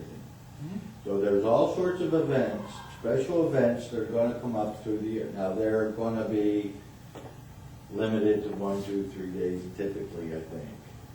But that would beg to the special event, do we not want them to be able to, without a banner saying this is coming? I mean, the towns like Kennebuck, they allow street banners across the street for Yeah, those are special. town events, those are town signage. Yeah, I'm just trying to They're figure put up by out. CMT, I've had to request them several times, I've done them for home health, I've done them for blood drives. Right, and those are community signs under their ordinance, and it comes under municipal use. Yeah, I'm just trying to figure some way that if we're going to allow banner signs, we either allow banner signs all the time, or we restrict them. And if we're gonna restrict them, how do we restrict them? Do we limit the number of days that you can have them? Do we limit the amount of time that you can have them? I think if we're gonna limit the amount of time that you can have them, then it should be for a specific amount of time during the year. You can have it for 30 consecutive days total during the year. Because otherwise, I don't see how you can actually restrict those signs. Because if you say, well, you can have it for 30 days during the year, are you talking, well, I'm gonna have it up for a week now, Yeah, I and know. later on, We- there'll be another time, and I agree. So we I don't wanna make- so whatever the determination is, it's consecutive. I think this frequency is an issue in special events, be it opening, closing. So maybe if we reduce the 30-day to a 15 consecutive day, once a quarter, has to follow January, February, March, you're allowed 15 days of a banner. April, May, June, you're allowed 15 days of a banner. so Would I've something got, like that I've work? got two, I've got from June 15th to July 15th, two Okay. separate orders. Okay. It So would that's work. a I just 30-day want to- max yeah. over a 6-month period. Yep. It would work for me, I don't care, I'm just, you know, we need I to mean, figure I- out how we want to do it. I'm just putting that out as an option, kind of coming up. What is the purpose of the banners? Usually it's for a special event and got some examples. I actually like the idea, I had thought of a quarterly basis, I just couldn't figure out how you'd end up doing it. Just want to get away from the company that's gonna, once a month roll out the, mattress sale. Yeah, right. Yeah, Yeah. And Especially when We you've don't have the road, got we don't have letterboards anything and you've got also the sandwich sign. Yeah, to do but you that. don't want to eliminate somebody, maybe a Bentley's or somebody like that, that may have fundraisers on weekends at the place and they're different, so they put up a different banner. How would that fit into the? Well, it's all difficult, that's why, And especially for the enforcement. yeah. And they have to get permits for these banners. Every Yep. one is a separate permit, so there's a cost. is there, Yes. Yep, Banners. Permit? is there a limit? absolutely. Is there a limit in our town ordinance somehow for Where does it banners? say permit for special banners? events? Tad just read it. Yeah. Banners. 30 days. Now, is there a size, maximum, minimum to these? Oh, yeah. What if they had a banner that's only this long? Is that a banner, just a sale sign? They have to come in for a permit for that? Yep. Wow. I didn't know that either. People who don't do it are in violation of the ordinance. You know what they get? They get a building permit. They don't get a site plan. Okay. They get a building. It's like a sign. We've done It's this. like- Issued as a building. Yeah, it's $25, right? Can you consider all of the comments that have been made and see where you think this would best fall, given the, You want me to give you given options? the, and give us a couple of options maybe so that we can. How about if I also add another dimension to this, and I'll include Jim in it, since he's gonna have to do this. And I just assume deal with it at this point, rather than have him come in here Yeah, no. and rage against you at a later date. Yeah, no, because there's several viable alternatives based on the discussion and what is best, what is enforceable, what is easy, what does he see, what is the need? I would honestly like to see this as part of the overall signage ordinance, as opposed to, this is what we're gonna allow in the DB1. Yeah. I just for assume every this is district. for everything. This is the banners, The whole- the banner way we're gonna lay it out. Because otherwise, it becomes a real, it's gonna be a nightmare anyway. Yeah, I It's gonna be agree. horrific if you have to define each district as to how it's gonna be. So we're gonna talk to Jim and come back with suggestions, so. Well, no, I'm gonna come back with alternatives. Won't be suggested, they'll be and- right now. And, Okay? and placement. Yeah. Was there any other comments on these that you needed us to look at? 'Cause I'd like to No, kind I of think move into I the- think we've covered just about everything else. For the lighting. Yeah. got rehab the, So sections. landscape. Landscaping, Parking. 7, 2, We had 7, talked- page we had 7 talked that going tonight on. On the agenda, we were going for, do you want to talk? No. Okay. Didn't catch it. All right, when we get down to landscaping, the issue's gonna be, we have pretty standardized landscaping, already. And then we have, if you look at page 8, I only put a few things in here. If you look at page 8, look at section 563, this is what's written right now for landscaping. General landscaping, this is where we took the landscaping sections that are scattered around in through here. And actually, I put them all into a concise section dealing with landscaping in general. It's actually very specific in certain situations. Really, I've got a section under landscaping for street trees. I've got a section which I could fold in another book. I've got a section on 564, which is landscaping in general. And then screening and buffering. You remember screening and buffering? Yes. Yeah. Screening and buffering, well, who was that? That was Greg who pulled that out of the old section 5. He found that and said, wait a minute, you've already done that. And I forgot that I had done it. So this is the same stuff, but I pulled this out and I put it in here just to remind us that this is the framework from which we've got to make a decision to do something differently than our landscaping standards. What do we do that's different in the downtown business district? And the issue we're creating two things. Number one, creating a streetscape basically along Route 1 or along all the roads within the DB1 district. Doing something that's distinct or different than what's shown in here under these various landscape elements that are going to be in the general performance standards. And actually, some of these are actually going to be maybe actually less than the street tree standard that we have for any place where we require street trees. And what I've got basically is trying to maintain the same concept that we have right now. The objective is we've got a situation where our buildings are going to be much closer to the road than they are right now. They're not requiring them to go way back. They can be a maximum of 50 feet back. Generally, they can be 25 feet away from the road, so they're going to be much closer. It's going to be a much tighter area. And so the issue is how much landscaping do we have between the road and the buildings that'll be at 25 feet. Well, if they don't have parking in front, then we're basically going to say, look, just landscape it between the building and the road. That's pretty standard. Assuming we put in a sidewalk, but at the very minimum, we put in 15 feet. What we're saying is a minimum of 15 foot. And that's where front yard landscape strip comes in. Minimum 15-foot wide landscape strip is defined as shall be established in the front yard of the property between the building and the public street or private way, and consisting of vegetated ground cover, shrub plant material, and or street trees. Sidewalks and courtyards may be located within that landscape strip. Obviously, if you're going to put a sidewalk across it, you've got to be able to put a sidewalk across that landscape strip. It also makes the assumption that we may be putting a sidewalk along Route 1 or Limerick Road or River Road.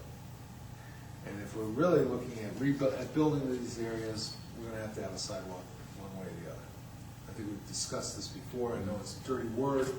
I've been threatened if I mention that word again publicly by various people. But the simple reality is if you're going to have businesses along there, if we're going to try to make this a vibrant area, we've got such a big, wide area of right-of-way there, why the hell not put in a sidewalk? So this is based on the assumption we're going to eventually put in sidewalks. Okay? We're doing street trees right now, right? No, we're doing general general General- concepts on landscape. General landscaping, Right. okay. What section are you reading? I'm sorry, I'm reading from 564? Page 8, number 1. page 8, number 1. Oh, okay. Front yard, landscape. Or under 727, which says landscaping, new construction or any site improvements requiring site plan approval within the DB1 district shall be accompanied by the installation of plant material between the public and private roads, driveways, and buildings as follows.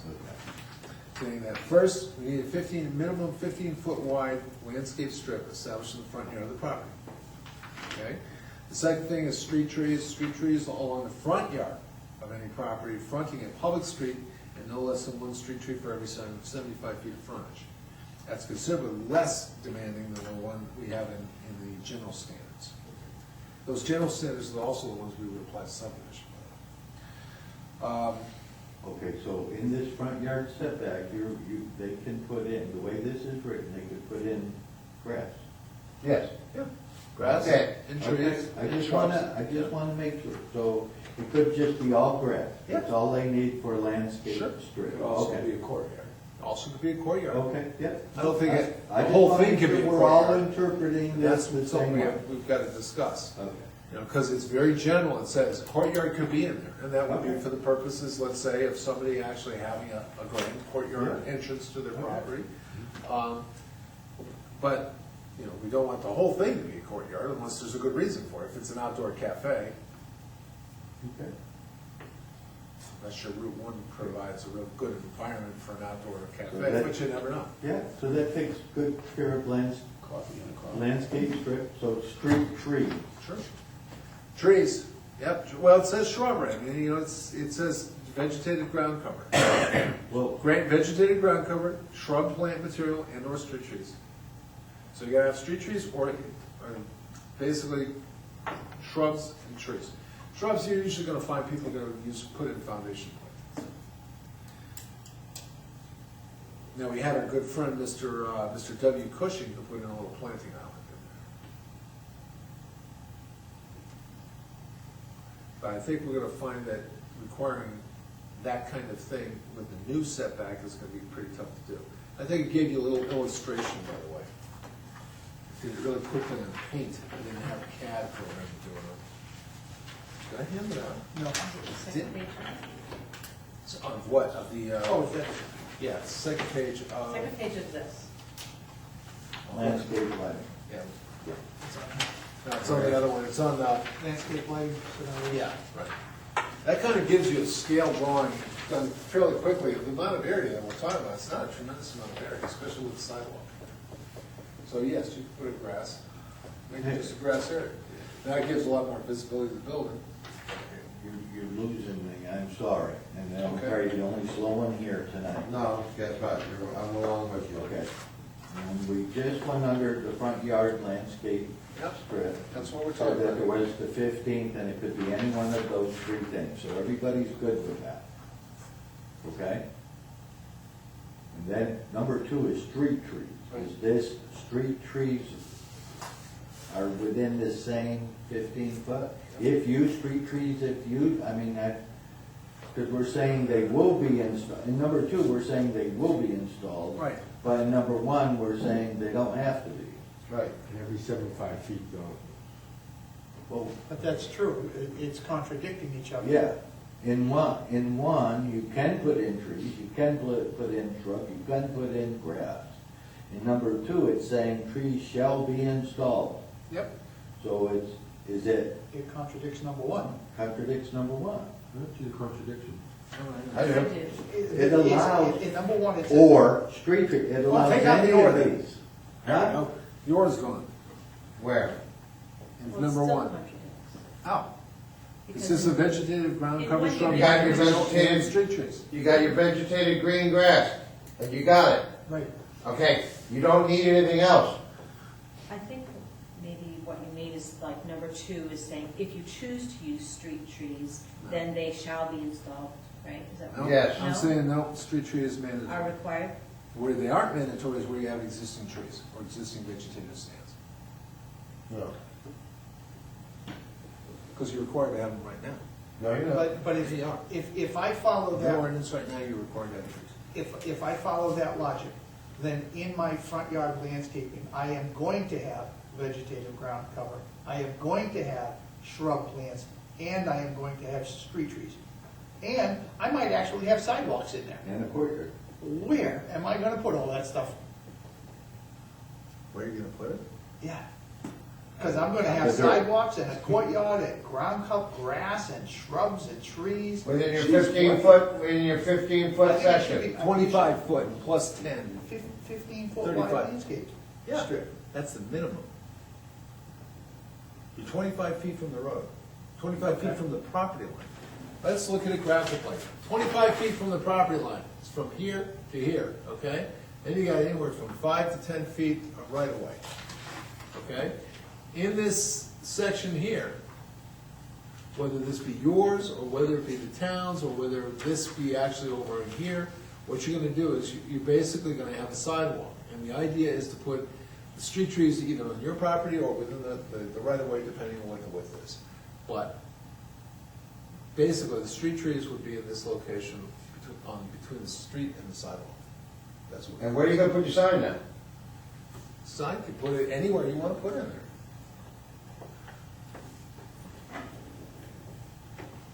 Right?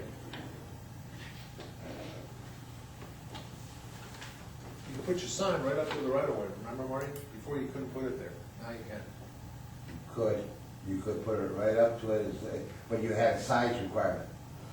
Okay, if you set back, you turn and you grew. There's another section where you have to be at least 5 feet from the right of way. Yeah, Did you know that's, that? yeah. Okay, we don't have that requirement, so you can put your sign right up next to the right of way if you want to. So I'm gonna be running 75 feet. And so I'm gonna have to be 75 feet away from the guy next to me who decides that he wants to put his tree planted right I up. throw it at right on the 75 corner. feet because of that was very, very flexible. I mean, usually, usually what you have, depending on where you are, very simply put, guys, typical street tree has a 50-foot canopy, usually 50 foot, actually it has less than that, it's usually about 25. So you have 25 feet between the canopies at maturity, okay? When you're dealing with smaller trees that you put under power lines or near power lines, those usually have a spread of about 10 to 15 feet. At a space, if I just calculate at a spacing then of 100 feet, there would be no break. So if you said the canopy for, per tree is about 50 foot, No, I didn't 25 say on that. each I said side of the trunk. 25, no, I said 25 feet usually. On each side of the trunk? Yeah. No. well, It's Depending on the 25 feet species. completely. Depending on Okay. the species.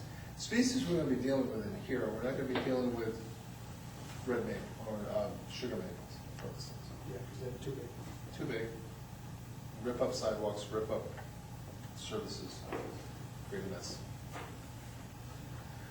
Let's go this way. Let's start this way. Let's go back and think, what do we want to have in this area? Okay, we got buildings. your drawing, your drawing is good, your drawing is good, Ted, we can all use this, Yep. this is the. We got the road. And we got 25 feet here. Where's the road? Route 1. Where's the road? This is the right of way. This is the right of way. There's the right of way, okay? And then The road is, down can be here. 10 feet off that, be about 10 feet off that, okay? So, here's our setback, 25 feet from that. So totally, we might have to be about 35 feet from the actual edge of the pavement. So the question is, as we go down here, and we're talking about new building here, we're talking about construction, which just pretty much the whole thing's cleared off. Unless they make a specific effort to keep existing vegetation there. Now, as Marty points out, people are gonna have signs, they're gonna have businesses that they want to see. It's not gonna be like it is with Atlantic Storage, where the objective there was to have just one entrance, and you see the sign, you don't need to see the buildings to know this is a storage area, because all I'm selling you is storage, so they never fought us on visibility issues.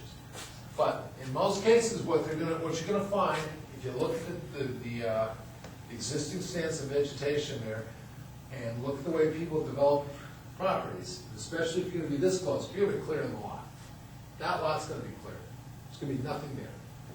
At least there won't be anything between this foundation and that right of way. At 25 feet, guaranteed. Maybe they'll save the tree, if they have a decent one to save. Most cases, they usually lose it. Well, that's the existing vegetation. Existing vegetation, saying you can use it, but I would tell you that in most cases, most guys are gonna develop a piece of property like this with a clear cut. Because it's just easier, you get your equipment in and out, you grade it better, you got grading, you have a whole bunch of different issues. You know. So then you're gonna have this big building here, okay, and it's gonna be fairly close to the road. And the objective was, shall we put in some street trees that will unify that whole area there, provide some shade, some color, something that helps make that area distinctive. So, you can put it here, or we can put it here. Fact is, you put them at an offset, either in this area or in this area out here. How can you put them in the right of way? Staple edge to it sometimes. And then you're gonna turn on I heavy don't think we wheels. should count on that. I don't think this board can No. say you're gonna put it in the right of way. Well, then we'll do it just like we did with, Right? Yeah, we'll put them right here then. Okay? So 12.5 feet from the, Put them on the line. Okay, put them on the line right Property line. there. Yep. right no, there, property line. not- Where's your property line? Right here, that's the dash line. that's the right of way. That's the right of way, that's the property well, the right of way is the distance that somebody owns, the state, the town, State. or State or the somebody town. from the edge of the road into your property line. Right. is the right of way. Right of Some way, people, this is Route some 1. people will have their property line, that center line on the road, but they can't do anything within this right of way. Is why you call out the right of way. I will guarantee you, they do not have their property line in the center of the road. They do not. That's a right of way. That is fee simple. I don't know where this came from. The idea that you can have a right of way over another person's property. Now, a right of way is a fee simple, as far as we're concerned, a state, a public road. The town owns this road. From this point on, the state owns that property. They own it. You have no rights to it. Correct. You put your fence there, we can take it down. Correct, and that's exactly what I'm saying. You have the road, you have the road, but the deeds, before they put this in, a lot of the deeds showed it to the center line of the thing. The state now owns not only the road, but a right of way from the edge of, from the center of the road, so many feet that goes into where people thought their property was. They own this in fee. Yes, they own it, so we can't direct that we. That's correct. So if we put the trees here, the objective is to create some sort of unification, a visual unification down, up and down the road. Okay, I can see that. That's the idea. Because this will probably, we were talking about vegetation, yeah, I will guarantee you, most people will put something like that, they'll put foundation plantings. And this could be all grass, sure, no problem. As long as you got this kind of unification, and a good example of that would be our friends over at County Connection. Think of that. Who's been by there recently? I can't remember, I was by last week, but I can't remember what it looks like. I noticed it. Pretty good. Yeah, it does. They put in the wall, that was their decision. They put in that wall, and they put in some vegetation, some shrubs, not much. Well, we didn't require a lot of vegetation. What they did put in was they put in some trees. They put in some columnar Armstrong maples, which grow only about 10 feet at maximum, maturity about 10 feet wide, and about 40 feet high, which is good for that particular soil. I wouldn't want to use it in most other cases, but that's a good vegetation. So it's a basket tree, which means it's like this. It's columnar, that's what it looks like this. Provides shade, and it'll get a little fatter over time, but it isn't one of these. So it doesn't interfere with, first of all, it allows them to see through to their signage. It allows them to also see their product underneath. You can see underneath it over time, you can see between it pretty easily. And it provides some unity. It really closes in that property pretty nicely. It doesn't affect their signage or their visibility to their property. And yet it creates a real line in there, a real distinction, a real separation between their property and the road. And it'll get better looking with time. If we look at Ben Medors, he's got street trees on Arundel Ford. You remember, those are Crimson Kings, which are Norway maple, which I would not recommend under any circumstances, but they put them in. And what they do, I'll tell you this, tell me that isn't distinctive as you're going down there. It's very distinctive. You still can see the trucks and the cars underneath, the canopy. Anybody riding along there can see what he's got for inventory. But what it does is it really creates a very nice line through there and creates an overhead, a feeling of overhead canopy. And because Ben chose red, it's pretty distinctive. Go to the place where the red trees are. Very distinctive. It's a real addition. I know he doesn't think so, but frankly speaking, it's very striking to most people who come by. But I think I would make the argument that unless we tell you what specific tree to plant, we're not gonna end up with any kind of uniformity. We're gonna have people that have trees 75 feet apart. We're not gonna have any kind of uniformity in there. We're gonna have all kinds of. Did you read the rest of it? It said basically from the list. Yeah. Yeah, I know, but I don't know what the list looks like. You want me to give you the list? No, that's okay. Yeah, I'd like Because to see I would those. not have a clue as to what that list means, because I don't understand trees. I just- I can hand this right here, gentlemen. National Arbor Day, this is one of the best books around for making your selection of trees you want to see. Now, you can make them all one tree and say everybody plants this kind of tree. Or you have a list of various trees you can put in various situations that create that unity. Certainly makes it a lot easier because in every single situation where we require landscaping, every single applicant's come to me and said, what do I plant? And I tell them and they usually have been pretty happy with it. So we come up with a list that makes it very easy for them, it makes it very easy for the engineers to create that kind of uniformity. And what it does is it creates a distinctive look up and down Route 1 over time. Unless they, of course, they choose to keep a buffer between them and their business, which I think in most cases people are going to want to do. They want to be seen from the road.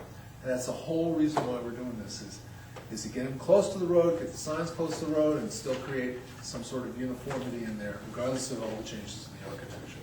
Now, where's your sidewalk over here? Well,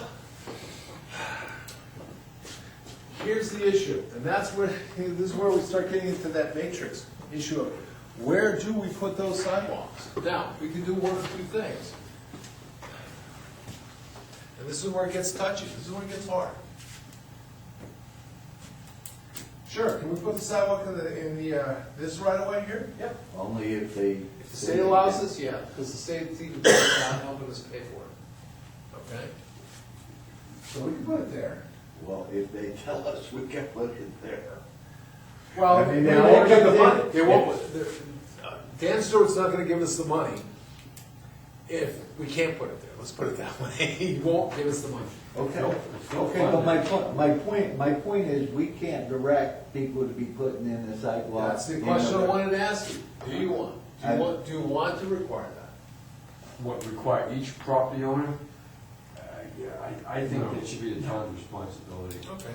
Because otherwise it'd be piecemeal and. Yep, it would be. I agree. It would be. It would be piecemeal. And I'm somehow. not there's sure, never- I like the idea of regulating sidewalks that are gonna have a public use. I don't. I agree, and that conversation would then go to lighting as well, I think, maybe later. But for this discussion, under our 563 street trees, we've got several references to the trees being mandated within the right of way that need to kind of come out.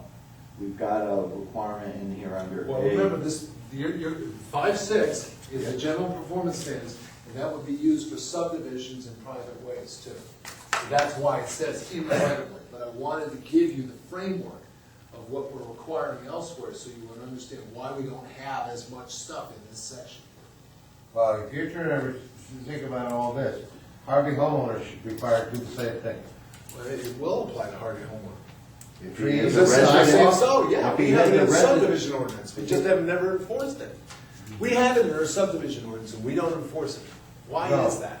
because nobody wanted them. Well, Developers don't, but Huh? developers sure. No, it was, we've had it simply stated in some of the plans. We had somebody who was willing to put them in, and then it said no. Well, you guys are the regulators. You have it in your ordinance, you also require sidewalks in your ordinance, and you don't put them in. I don't Because know, the town didn't want to maintain them. well, those roads are not town roads, they're private ways. Not in, Arundel Estates is a perfect example. When was the last time we took, when was the last? Arundel Estates. Yeah, What, all off Old Post Road? yeah.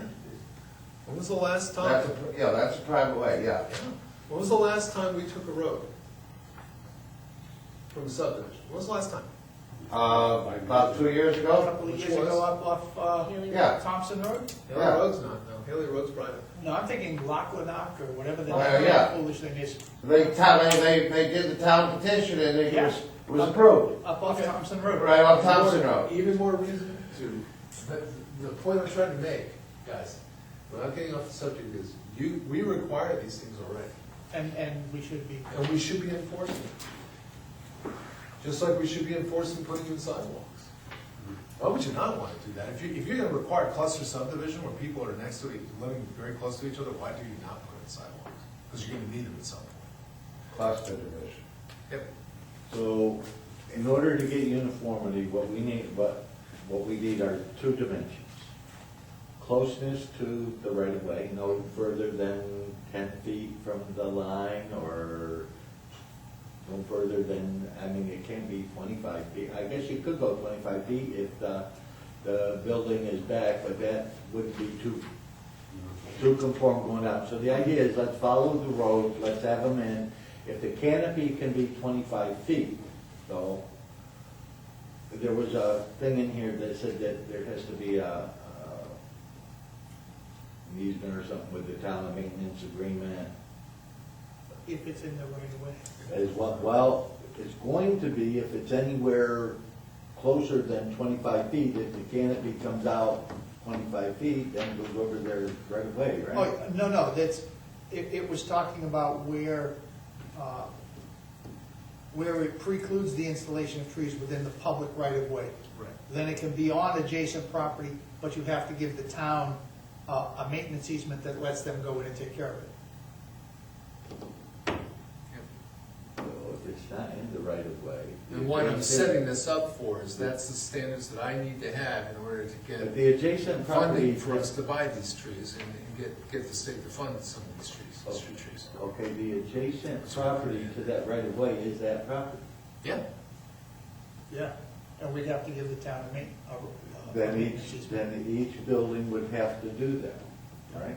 If we can't put them in the right of way, yeah. And I have a problem with that. I have a problem with having to tell the town that, here, you have my permission to come onto my property whenever you think this tree needs to be pruned, or whatever has to be done with it. I would think, yeah, because Oh, we can take that out, but the reason I put it in is that's what we're. Oh, I understand For us to be why a it's tree city. here. If we do a tree city, and we qualify for these trees to be paid for by the state, actually by the federal government, then the only thing that we've got to require is that if we need to, we can go in and maintain the tree. So you mean they're required to be paid for us by us on April 15th, yeah. as Yeah, opposed well, to the federal either government? here, it's the old argument, it's the Sarah Palin argument. You're gonna have it here, or you're gonna have it in Peoria, where do you want it? So we're You're still paying for it. I know. So would you rather have it here or in Peoria? have, Yes, sir. listening before, a lot of these lots are 200, 300 feet long, right? About 200. And we don't There's a know. lot of hundreds. Yeah, okay. So, I mean, at the most here, you're looking at two trees per lot, depending on where the last tree, why not just say that they'll put up at least 2 trees? That, you know? I Well- mean, if they come up with a better scheme, I mean, I don't know. I think you want to maintain some distance between the trees. Well, yeah, no, and cite some distance, I mean, so each property has that same symmetry. Because That's why they otherwise. say 50 feet on center, or 60 feet on center. Yeah. It's just that it's also gotta be maintained from that other property, right? So if that one was right at the line, that one would be in the middle of the thing at a minimum. So those gotta be able to be a little bit flexible in where they're putting them. Yep. I would think, because that might be the same location. In this example, it looks like that building was kind of centered, which it might be. Yeah, I mean, this is And very in my simple. example. But what happens is, if you start putting in, a trees almost every 75 feet, and then you put in a driveway, and then a second driveway, and then it might be, 90 feet before you could actually put the next tree in. Right. Those driveways start taking they make the spacing look good, and, they add to it. If you had just had a field and you had them at random intervals, it wouldn't look good, but as long as there's other things in there. Yeah. We've got to have flexibility to put it. I mean, the average is, the planning board's got to have the same flexibility that we've exercised before on street trees. But we've got to give an idea of what we're going to require. So we don't run into the situation Yeah, no, like we have right now, where, we require it, but we don't enforce it. Well, Gives them an idea they've got to do it. So they can plan accordingly. So when somebody says, I'm gonna build a new business here, what do I gotta do?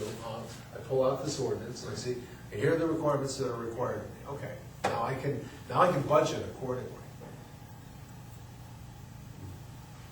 okay, so this 75-foot between trees. That's not hard and fast. It's Becomes just- a what, 75 to 160 to 80, I mean, approximately those distances,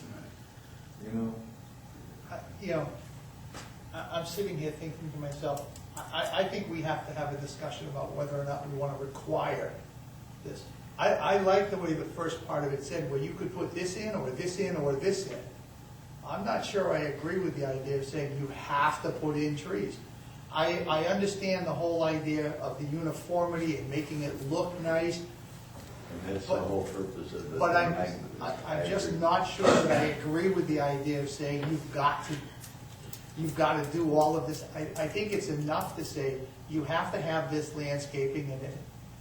But to start telling people, well, no, now you have to put in trees every 75 feet, or you have to do something else. I'm just having a hard time with it. There's other factors too. Ledge along Route 1. Yep. And wetland. Right. That's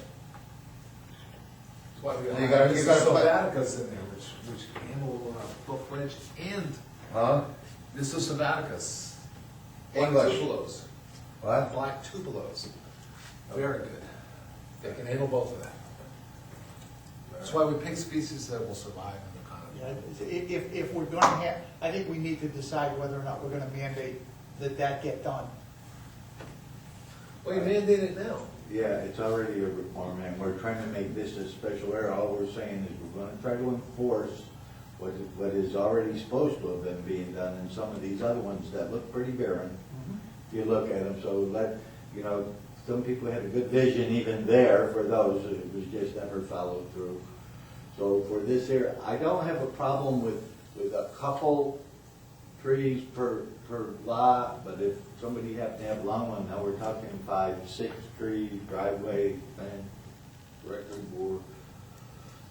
It's a field adjust, there's no two ways about it here. Obviously, I Yeah. think Greg brought up the point, you're not gonna have a uniform 50-foot on center trees because of things like, as Marty says, certain site constraints, you're also gonna have the issue of driveways and other Where the water main obstructions. lines are. You got it, and power lines, of course, you're using a totally different tree for that.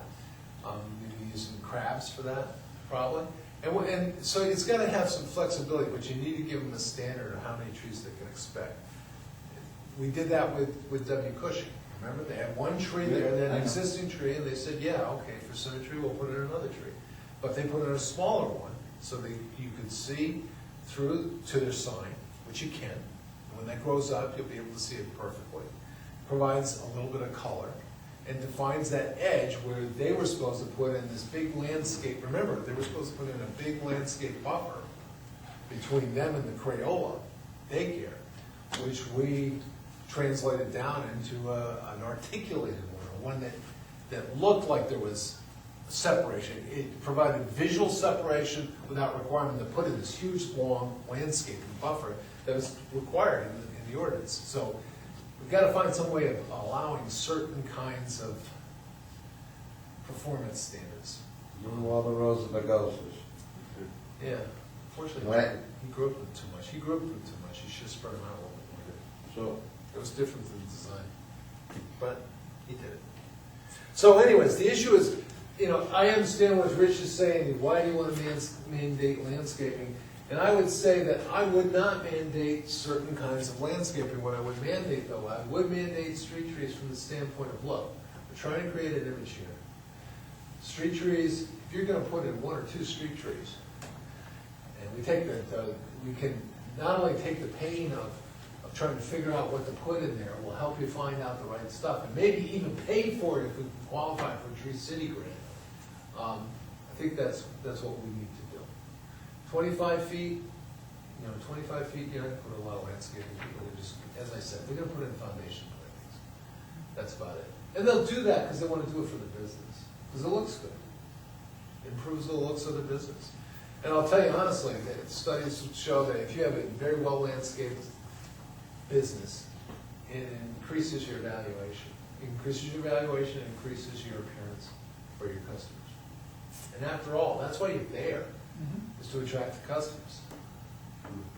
The whole purpose. as you're speaking of, if these have these canopies, okay, and if you're 2 stories high, you aren't gonna turn out to be able to see the second floor.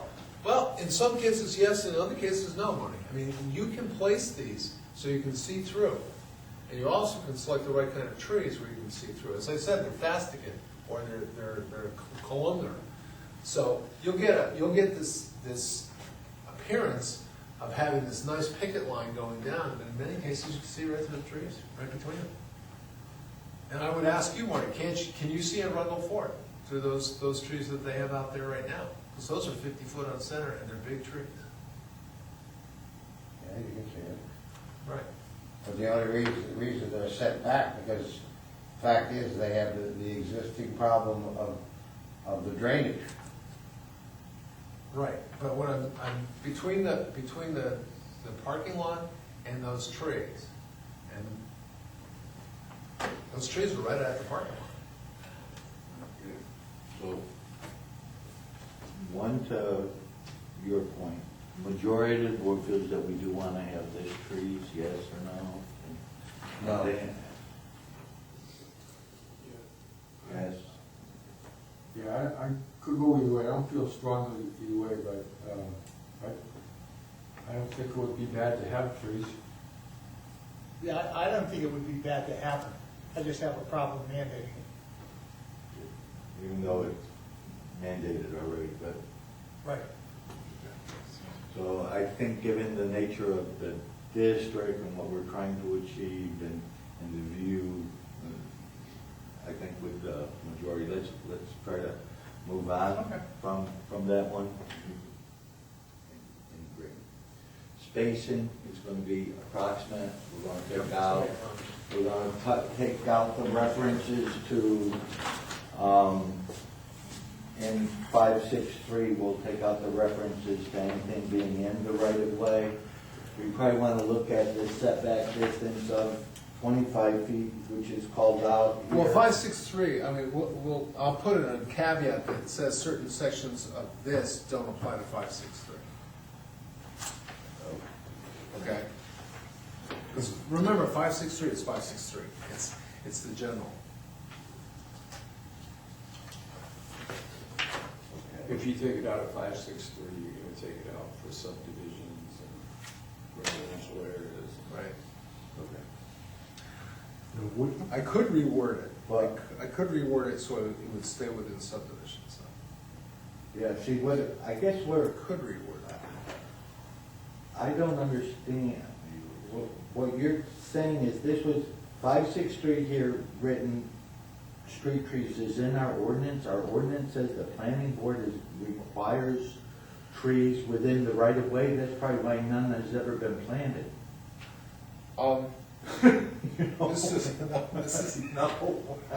People yeah, can you do it. You do. You do in your subdivisions. Okay, So here's we a question, say that- here's a question to ask you. What about Mackle? That private way through there? There was nothing required for any plans along there. That's because it says it shall be installed along public streets and in subdivisions. See, the problem is that Mackle wasn't a subdivision, it was a family division. Correct, but when If he he has, flips another lot, I'll tell you this, Marty, if he were to flip another lot within 5 years, he qualifies for subdivision, and then a whole bunch of things change. He's gonna have to have a more stringent drainage plan. He would have to go through the subdivision process. He would have to cluster the lot. Because remember, in subdivision, in regular subdivision, more than 4 lots has to be clustered. It's not in his best interest to do that. And he would also be required to put in street trees. So he's got to wait 5 years before he does another division to avoid that. I'm just, No, you're right. You're absolutely right. He Right. did avoid it, and he avoided it because he didn't go through subdivision, because he did a family division, well, one of which these, exempts him from those standards. one of these things that we're telling everybody what they can do, but we haven't heard anything for the businesses, what town is gonna do for the businesses. And that's the next thing. Well, I mean, instead of mandating all these things, why don't we turn around and have a little give me first? Instead of always dictating. We're looking at sidewalks, potentially we're gonna be looking at lighting issues And street trees. and. Getting this paid for by the feds. So what I'm doing, Marty, is I'm setting this up. So right now, as you well know, the town would not support spending a dime on any of these things right now. Would you agree with that? Oh. Yeah. Okay, so given that, what we're trying to do is, since we're trying to create a distinctive area that's going to not only improve business, but also improve business for businesses and for people to have opportunities, at the same flip side, as you all know, if we improve business, that's going to help the bottom line for the town in terms of revenues, right? So the town's got a stake in doing this. And part of the things that municipalities do in order to foster business development is to make investments, infrastructure investments, of which sidewalks, street trees, street lighting are all part of that investment. Now, we have no way to do that right now, but if we start creating policy so that the town is motivated to help implement some of these things, and if we produce documents such as the economic development plan, comp plan, because we're gonna have to do the comp rewrite, and policies that are recommended in our ordinance, you're gonna have a weight of well, what I would say, you would have a steamroller effect where the town is buying into this vision for this area, and we'll start looking at actually putting aside some monies to do this. And if we start implementing our TIF district, which we will do this year, remember, downtown TIF districts, that's why I keep pushing for a downtown, that's why I use that word that everybody hates, but a downtown TIF district can shift monies from one area and put it in the downtown district, which means I could take money from one TIF district and put it into a downtown TIF district that would be designated in this Route 1 corridor to make these improvements, to help finance some of these improvements. So this is kind of laying a lot of foundations for a lot of future work and making sure that we have all of the systems and all of the processes in place so that the town can start looking at making some real investments in this area, so the town can also participate. Okay, one Okay. other question. Sure. Under your investments, Yeah. okay? one thing that for infrastructure, okay? What about, since everything is gonna be so close to the road or anything else, and building or whatever else that, Yeah. your septics, okay? Where's your infrastructure for that?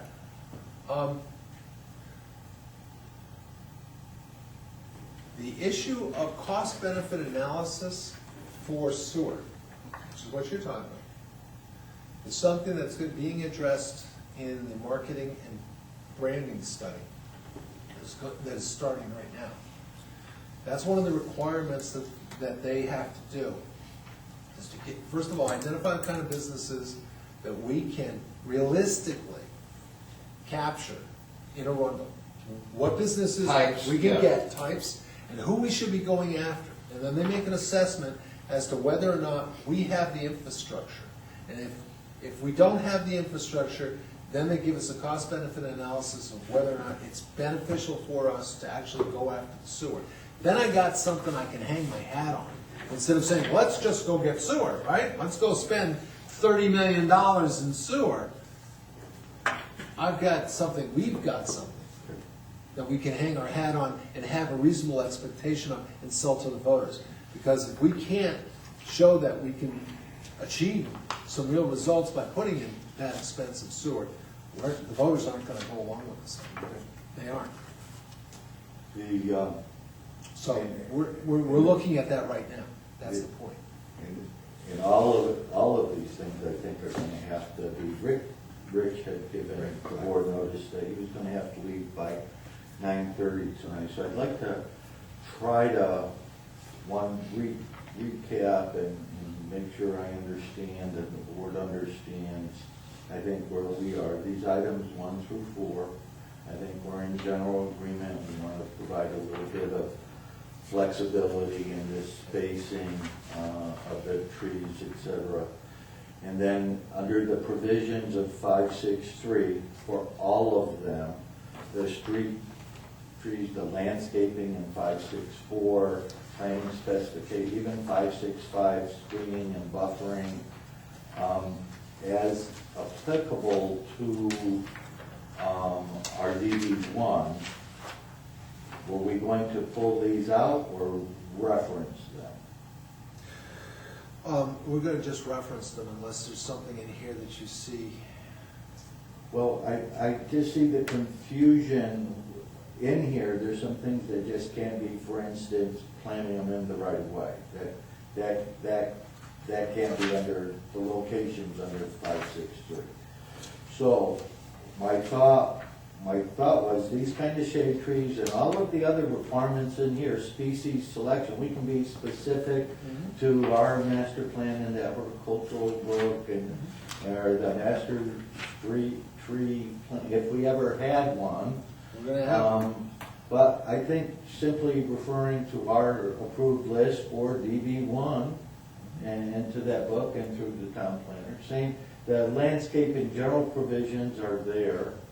And maybe we can just reference 564, but I think we just need to look at it and make sure there isn't some system on those. Or if there's something different that's needed, could we do that? Yep. For the next one, so that we're not just looking, and I think that's where some of the confusion was. The one is applying to subdivision, and we're trying to look specifically at DB1, and obviously the two aren't melding very good. But it does bring up a point that in our review, we need to really look at that subdivision rule. No wonder these things weren't done, because nobody had the authority to do them. I would think. So we need to, at some point, put on our bucket list to look at that. what this does is this, Marty is right about one thing. If we do this, Marty, then people who are doing private ways and so forth will be required to do the same thing that we require people to who are doing subdivisions. And we require all this from guys who are doing subdivisions. It's just an issue of, and it's an issue of fairness.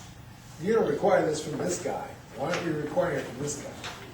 So, Well, So, are you comfortable with where Yeah, we're at I know where for, you wanna go. for that section? I'd like to move into the lighting, Rich, thank you, and especially for Thank you, the advance notice. I am going to take a break with Tom, if you just read it.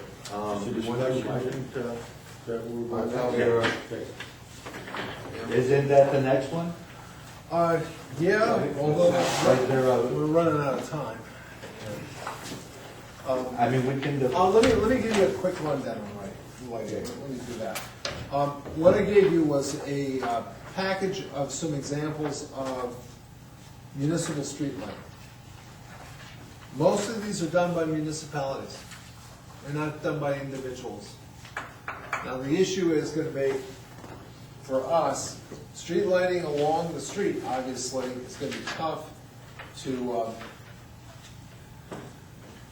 get the town to do unless we start pushing for it, obviously. The only other thing we could do is require individual people who put into businesses to do street lighting. And if I see street trees, I mean, I guess the issue is, that's a very expensive thing to do, is to put in street lighting. It's a question of, are we gonna mandate that, or is that something that we're gonna start demanding of the town, asking the town to do these things?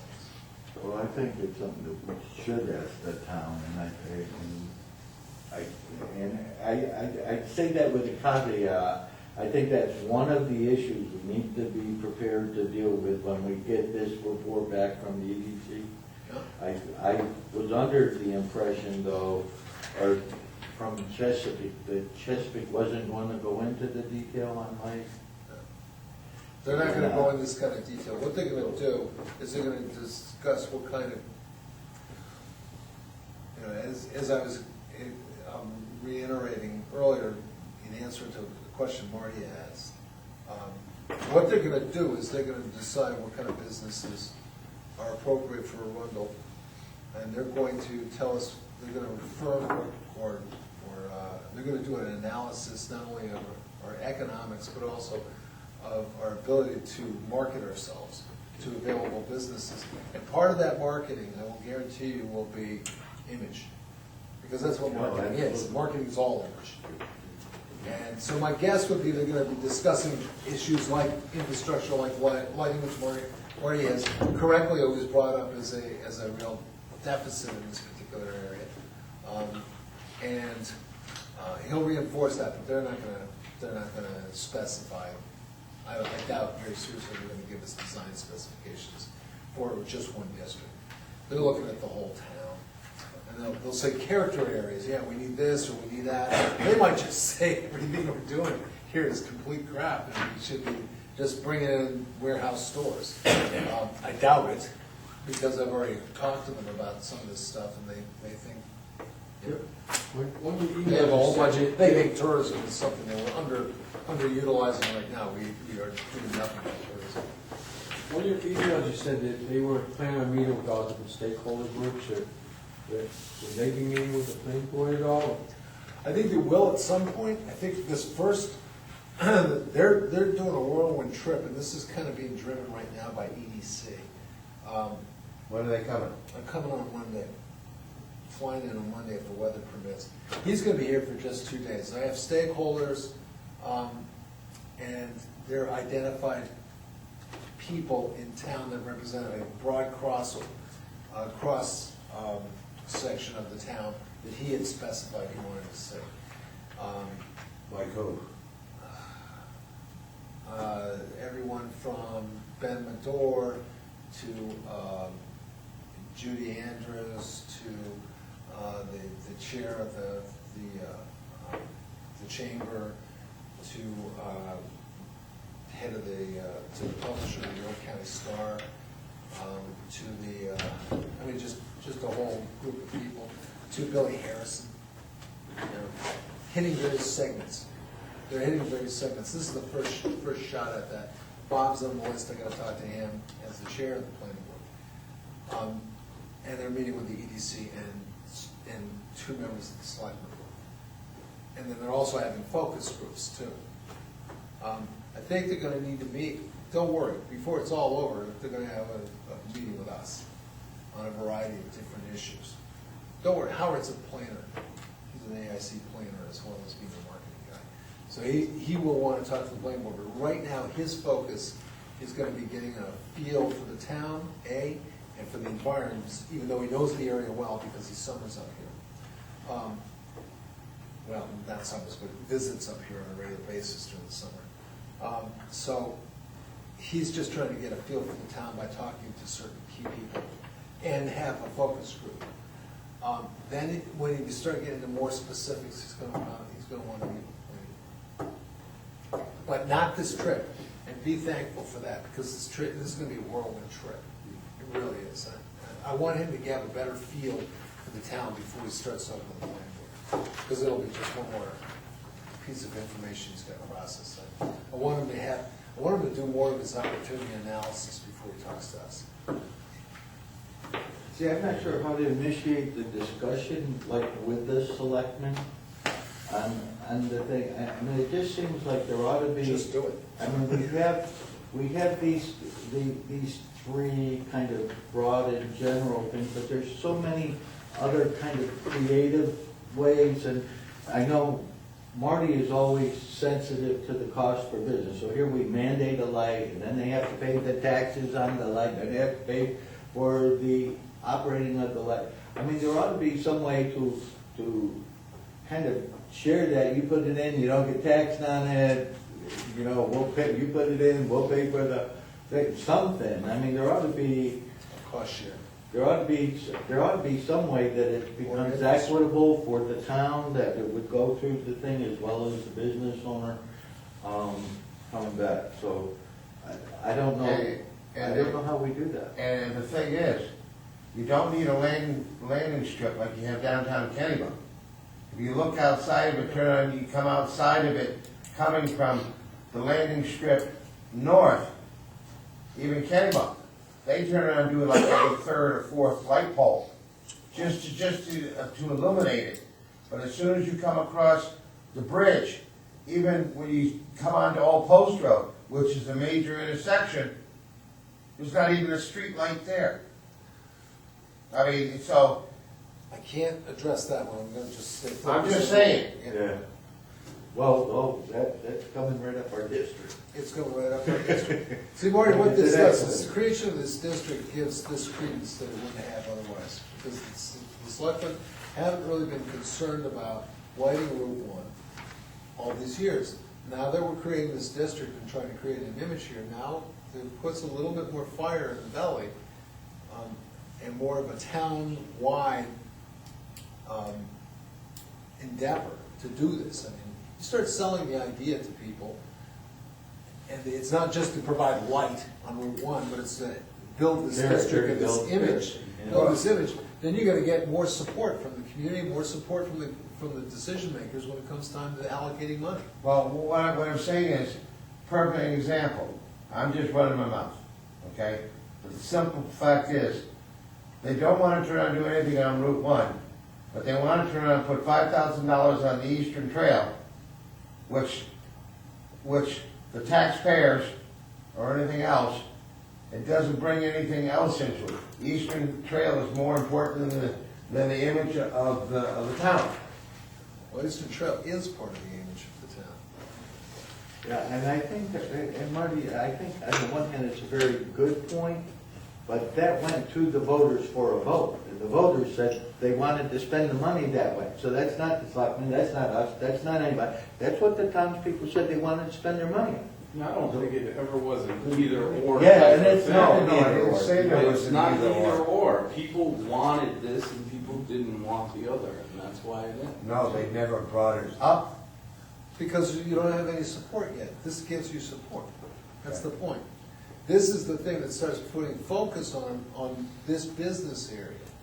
I mean, we're essentially creating our own business district where we have one that kind of exists right now, but we're saying we're gonna put investments into this district and we're gonna put focus on it, keep that focus on it.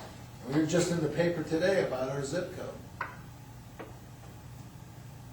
We just mentioned it and we made it into the papers. We're making a move for our own zip code. I don't need the post office, John just wants the zip code. So Shelley's Pingree office is already in it. We've asked before for that. Yeah, well, we're gonna get it. Period. Identity. It's part of our identity, exactly. So Arundel, it's not part of Kennebunkport anymore, just like Buxton's not part of Biddeford anymore, no offense. You have none. Yeah. That's right, I forgot. So with the cost of the lighting and the sidewalks, are there, you mentioned something about some state funds? Yeah, I've talked to Dan Stewart, we're not gonna call it sidewalks, we're gonna call it a trail. Safe routes to school. Okay, whatever works. Whatever name works, it's like calling the downtown area the downtown, because you know what? It opens doors to call it that, qualify for things. The same thing, calling it not a sidewalk, but a trail, now we qualify for something that we wouldn't qualify for otherwise. And Dan Stewart really wants to do this. Unfortunately, there's a lot of snow out there, he really wants to come and take a look. He says, hey, we'll come up as soon as the snow clears. Great, take a look. Maybe there'll be money, maybe there won't be. So it all depends whether LD 16 passes, which is the state funding for trails in the state. I mean, there's a bill right now, it's the transportation bill, it's a $100 million bond, which $5 million of it is just for seed money for matching trails in the state of Maine. Trails, You guys are gonna want to do that. bikes and walking trails, or what's trail? Walking trails, handicap trails, bike trails, whatever you want to call What about a breakdown lane? them. Nah. Now, tell me, The breakdown trail. Breakdown trail. Yeah, you breakdanced it. why I asked you that is, it's how you were drawing your picture there, Yeah. okay? You have your breakdown lane somewhere in between here, which you have on your Route 1. It would be somewhere either in the road or in the right way. If they Well, breakdown lane is really in the road, because that road's pretty damn wide. So what I'm saying, even if they expanded, Yeah. they would, unless they took the property by eminent domain, it would either be in their road, they'd reposition the line, widen it a little bit to have that, and/or they'd go into their own right of way. I know Patrick Schrader was really pushing for the center lane to be, the turning lane to be put in, but the state's not interested in that right now. But we're gonna make sure we preserve that space for that center, for those turning lanes, that we will need it in some future day. So, right now, for lighting, I think it cited several of the towns that look very nice, and I think we've all, These pictures? Yeah.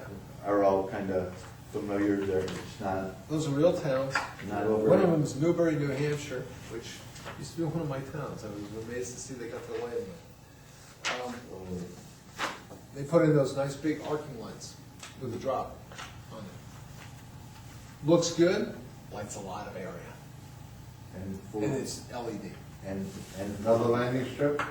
It's not a landing strip, it just provides character, but provides adequate light without it looking like a landing strip. if we were to, I mean, we ought to be able to do a little bit of research here. If we were to take Marty's suggestion, for example, every fourth pole, we ought to be able to determine how many lights might look down there. I'll tell you honestly, Bob, I'm not in support of putting lights on poles. I'll tell you why. Because. Or a distance of. Yeah, a distance of it. I don't support the Cobra heads on the poles because you're a slave to CMP then. You buy your own lights. Yeah, no. Buy your own lights and put them on your own poles, and then you don't have to pay the ridiculous rental, which really is a real impediment to towns doing this. There might have been one of the reasons why they didn't put lights on these poles in the past. I did an analysis quite a few years ago, and I found it was cheaper to buy your own lights Well, I'm sure. than it was to rent the one. But even if these were, And you got nicer looking lights. Let the trail on their right of way, I mean, how nice that would be. I mean, this one shows that it's on the road, but say that was our trail, and the light was back here. Yep. I mean, it would look It'll beautiful. look great. It would look good. But for, And it's high enough so it'll light both the road and the trail at the same time. so for us too, we want kind of two things. One, we're gonna wait for the, what I'll just characterize as the image statements out of Chesapeake and how that lends itself to this. And the discussion somehow try to find out what the selectmen, how they're feeling at this time. Dan is usually at these meetings, maybe we can even ask him. I believe at that last meeting, he was taking a lot of notes, and I think he was going to go to them and initiate conversation. I think he is. And if not, we can ask him specifically to kind of do that, and we can get a sense from them. For the trees, again, it's this kind of cost share, but for us, we really want them, so depending on how the selectmen are feeling, not how they're feeling, but what their position is, do we move it forward to town? Do we bring it back over to the business, or can we look at some creative ways to finance that as well with the trees? Now, for your trail, our sidewalk, which happens to match our sidewalking scheme, except it would be in the right of way instead of on the property, right? Yeah, you know, the problem with property is you're gonna have to negotiate an easement from all the property owners along the way. And if somebody says absolutely not, then you have a real problem. Well, But it would that's be in if the everybody's town was benefit. if the town were to do it, I think that's, but if they had to put it in as part of their bill, it would be on their property, and it wouldn't. Well, and we talked about, you know, how that could be a burden to the property owners. Yeah, I agree, it is. Or else they just say, hey, give us the easement, we'll build the sidewalk. That's a big benefit, Now, you're gonna have it on both sides or one side? like on both sides. I'm ambitious. So do we have to do Why this? think it's small? Yeah, right. Why do, so we have to wait for this LD 16 No, we don't bill? have to, no. He's gonna come out in the spring? We're not in this budget cycle to do it this year Yeah, right. anyways.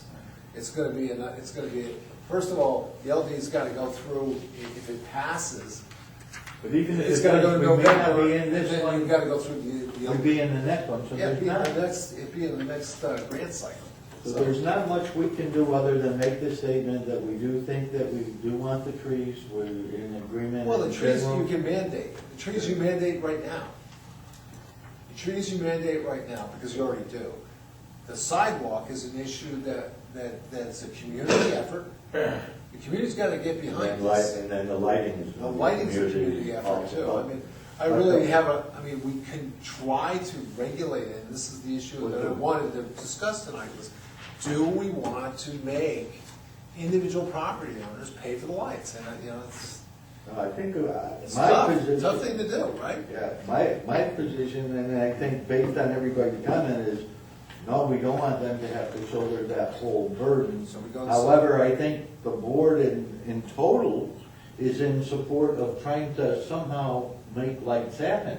And that's We gonna think- require working with the selectmen, that means the selectmen are gonna have to make some commitments on that. But if we come out with some policies about this, the planning board comes out with these policies and then gets the EDC to back them up on some of these policies, then you're gonna get some traction. If Marty goes alone to the board, he's not gonna get traction. Marty goes to the board as a member of this group and the EDC and the study for the town, then he's got traction. Then the selectmen are gonna listen. Well, the difficult, and not the difficult, but the process, I guess, if we can get this all settled in our ordinance, of how we want each of these kind of to go, when it goes from here, then it's with the board recommendation, and the selectmen get to either recommend it or not. EDC in the past hasn't had a up or down vote. That's just gonna be something that they're gonna be pushing for the selectmen, I guess, and pushing for the board to support not only in this area, but the townhouse area as well. Think of them as an advocacy group that you can use to your advantage. Okay. I have one question.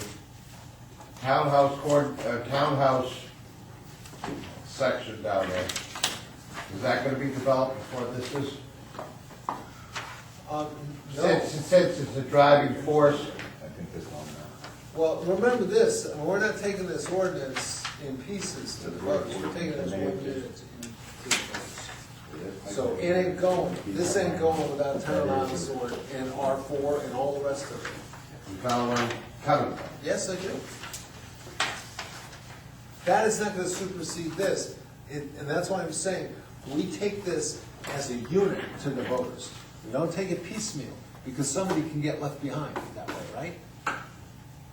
Much better to take it to the voters as one unit, and I know the board is nervous about this, I know Tom gets nervous about Me this, too. and Bob gets nervous that there'll be something that everybody dislikes about the ordinance, but more importantly, it's our intent to make sure that there's something that everybody likes in this ordinance that really wants this ordinance to go through. Okay. Can we, And that's one of the things we gotta do, make sure we do that. for tonight, can we close the landscape then, as for the planners report? Planner's report is kind of simple. If you notice, I started to send you the agendas to the staff Yeah. review. So, you know, instead of me reporting to you, I'm gonna just keep you in the loop every single time. Okay, great. We've got a, in case anybody wants to come just to observe, next week we have our first exemption request under the 77B1B, private way exemption for an existing private way, and it happens to be Curtis Road. Should be an interesting session. That's gonna be next Thursday during the day, if anybody wants to come. I have Oh, two. it's at 1 o'clock, right? That's at 1 o'clock, yeah. And then the only reason it's at 1 o'clock instead of being in the morning is because I gotta get Howard to the airport. So, Remains known. And everybody's receiving the EDC minutes and agendas and that email? still get it? So, You're looking quizzical, like you're not Yeah. getting them. Are you sending that? Yep, Oh, okay, I thought it was something they were sending out. no, Yeah. no, I do it. Yeah, yeah. Next thing on that, as well, we have Howard's coming up from the Chesapeake Group on Monday. And Bob, you're one of the stakeholders he needs to talk to as the chairman of the planning board. As I told the rest of the board, there will be time, not this trip, but probably in future trips. Howard's gonna wanna sit down and talk to the planning board, but that'll probably be when he gets into the opportunity and deficit analysis of his report. He's gonna wanna talk more to the planning board, but this is a feel it out meeting. And also his first face-to-face with the EDC. are you just gonna assign me a time, or? I'm gonna call you with what time I can't fill, Okay. because I know you're flexible. Yeah, I've got a couple of core things next week. Oh, you do? But I'll Why don't you get tell me what- with you, yeah, tell I'll me- get with you and let you know what. Because I've almost got Tuesday filled up. Yeah, Tuesday. Oh, I just lost one person. Tuesday afternoon, I've got an afternoon session. And then we were supposed to have a couple focus groups. I gave that to the EDC to get the focus group people together. Yeah, I put together the list from what they suggested, and let's see what happens. But if not, I may call one of you guys, I may call you guys and sprinkle you in a couple focus groups. If they can't get enough people, I might just recruit a few you guys, okay? So, I know that it's not fair, I know it's not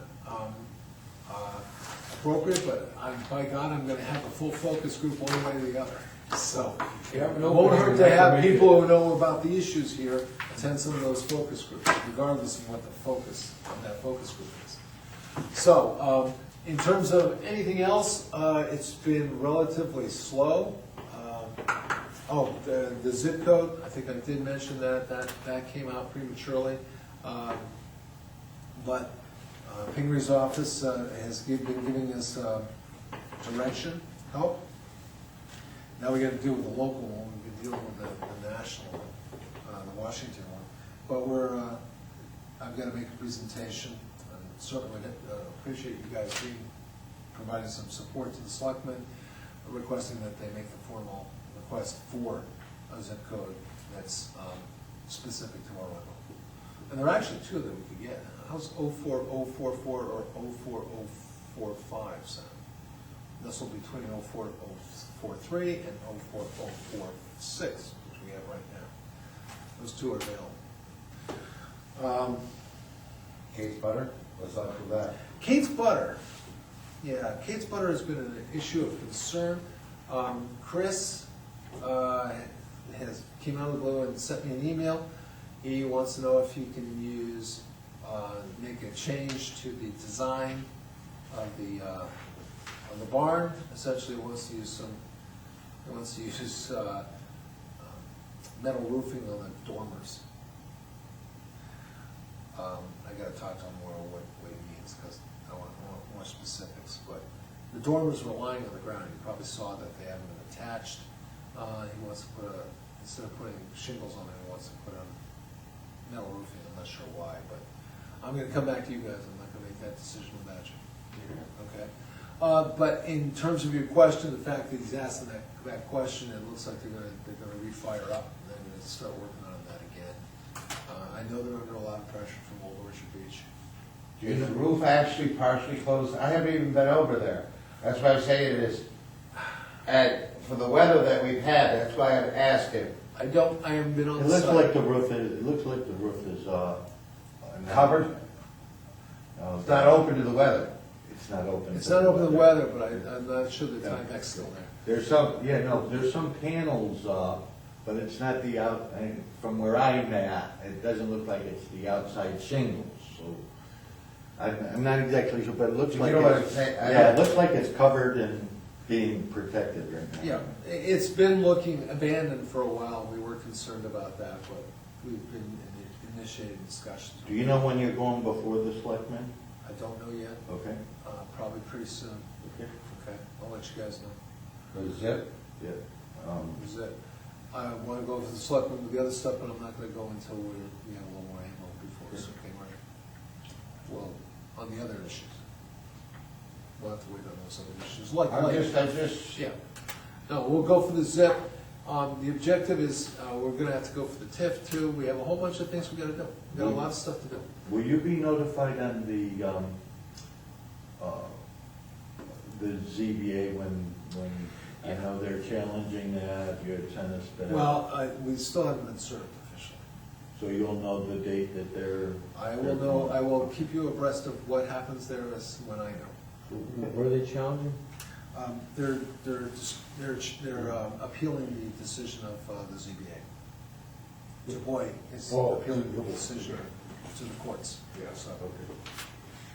I think they're, that's about all I've got right now. In terms of applications, again, it's dead right now for our kind of work. But I'm getting a lot of rumblings. We're gonna be getting some applications coming in pretty soon. So expect a busier spring. We're gonna have some private ways, we're gonna have no subdivisions yet, but we're gonna have a couple site plans. Says CEO has been busy lately, it's been, CEO's been busy, on what? single-family homes, single-family homes. New construction, not remodeling, new construction, so, good sign. And I've had a number of realtors in, I've had complaints from people saying there's no more lots to build, to buy in Arundel. You're up there. Oh, of course they are. But, you know, they're basically, the low-hanging fruit's gone. So now we're gonna have to start, they're gonna have to start looking for, punch into the innerlands, in the hinterlands, which means they're gonna have to build some roads or some private ways to develop more lots. But he's busy, available lots are out there, but they aren't easy to get, and the pressure's gonna increase, which means we'll be seeing some business, so I'm all for it. Question along that lines. Yes, sir. We have and doesn't have any more thought on fire prevention? And I mean, if you're turning around doing all these buildings and homes, individuals, this, that, and everything else, but your fire prevention, Well, I think Rich's, his ordinance is moribund right now. The chief has it. And when the chief has some time to get back onto that, which I've talked to him about, we'll do that. But first he's got some stuff he's gotta do at the firehouse, and he's got stuff he's gotta do for me for the TIF. But, we'll get to the fire protection, because Rich does have that standing ordinance that hasn't been acted on yet. It's been given to the chief, because we didn't have a chief, remember, that was a big issue, we didn't have a chief to do that. And now we do have a chief, and he's getting his feet under him pretty good, that we'll move on to the planning phase, which is what you're talking about. What are we gonna do with fire protection in the future? I mean, it's just been a question where we've had developers or anything else, even a 2 or 3 lot, and turn out a single family doesn't come underneath that, and I know. it's still, Yeah, it's a real problem, it's a problem that's gotta be solved, and it's gonna take some work. Because it's gonna be bucking NFPA and ISO standards if we do what we're talking about doing. So we gotta have some ammo in order to buck those standards. So, I haven't talked to Chief in a while about it. You had, with the fire too, we were, as a matter of course, Marty, you brought up the last time, the adequate water fire suppression Route 1 on both sides, so that's not being lost, and that's gonna be something we probably wanna really make sure that we do address in this. Remember, we're also restricted by DOT not letting us make pavement cuts to go across the street. But I think that moratorium is ending. no, it's 5 years. It was 5 years to turn on when they repaved it for open cuts. So And it's been more than 5 years. I think though even DOT is rational in, if there were a safety issue and concern, I believe that. No. I'd like to, we made some changes out on 111 with curb cuts and moving because of site vision. They had no problem changing the access routes and so forth. That was for. That was out of Scarborough, DOT. Yeah, and, but you know, that was for Frank's the nice guy. fire. They won't allow open cut to the road because they had just repaved it. That's 5 year, which is coming up. Yep. Under the other business, you had mentioned earlier that our attorney was reviewing things as we went on. Yep. We had asked specifically to look at the legal review of that permitted She already did that. uses by right Yep. and no major concern. No, she thinks, There's a better way to handle it? she thinks there is no good way. Okay. What she did, if you look at that, if you take the by right out of there, she basically said folded into the permitted uses. Just folded it, and you saw that in there. I just forgot to take the by, because I just talked to her today, and I just quickly made those changes, and I forgot to take the by right out. She says basically, fine, if it's a cycle, you know, I told her I said, it's not because of, for legal issues, it's an issue of, she said the banks, and I said, it's finance. It's the financing position of those businesses to be called a non-conforming use affects their ability to get cash. And she said, okay, well then let's do it this way. So I also told her that we're gonna just periodically, I'm gonna give her sections that we've completed for her to look at and make sure that they integrate with the other sections so we don't get another ordinance that's all patches and no tire. Yeah. In the end, I think it looks simpler anyways, just have it all grouped Yeah, in it is, one. it is. It's just a concern, remember, it was psychological to make sure everybody on that It's new. knew that Yeah, that's they, important. it's important, but she said, you have to market that. You have to make sure everybody knows that. Yeah. You know, it's nice to emphasize in the ordinance, but it really looks stupid, and it's confusing. Just put it all as permitted uses. Yeah. And I said, okay, all right. So I made that change over. Any other business from the board? There being no public here tonight, any public comment, Ted, final comment? Nope, no comments. Move to adjourn. Have a motion to adjourn. Yep. Second by Marty. Any further discussion? Hearing none, all in favor? Unanimous. We are adjourned.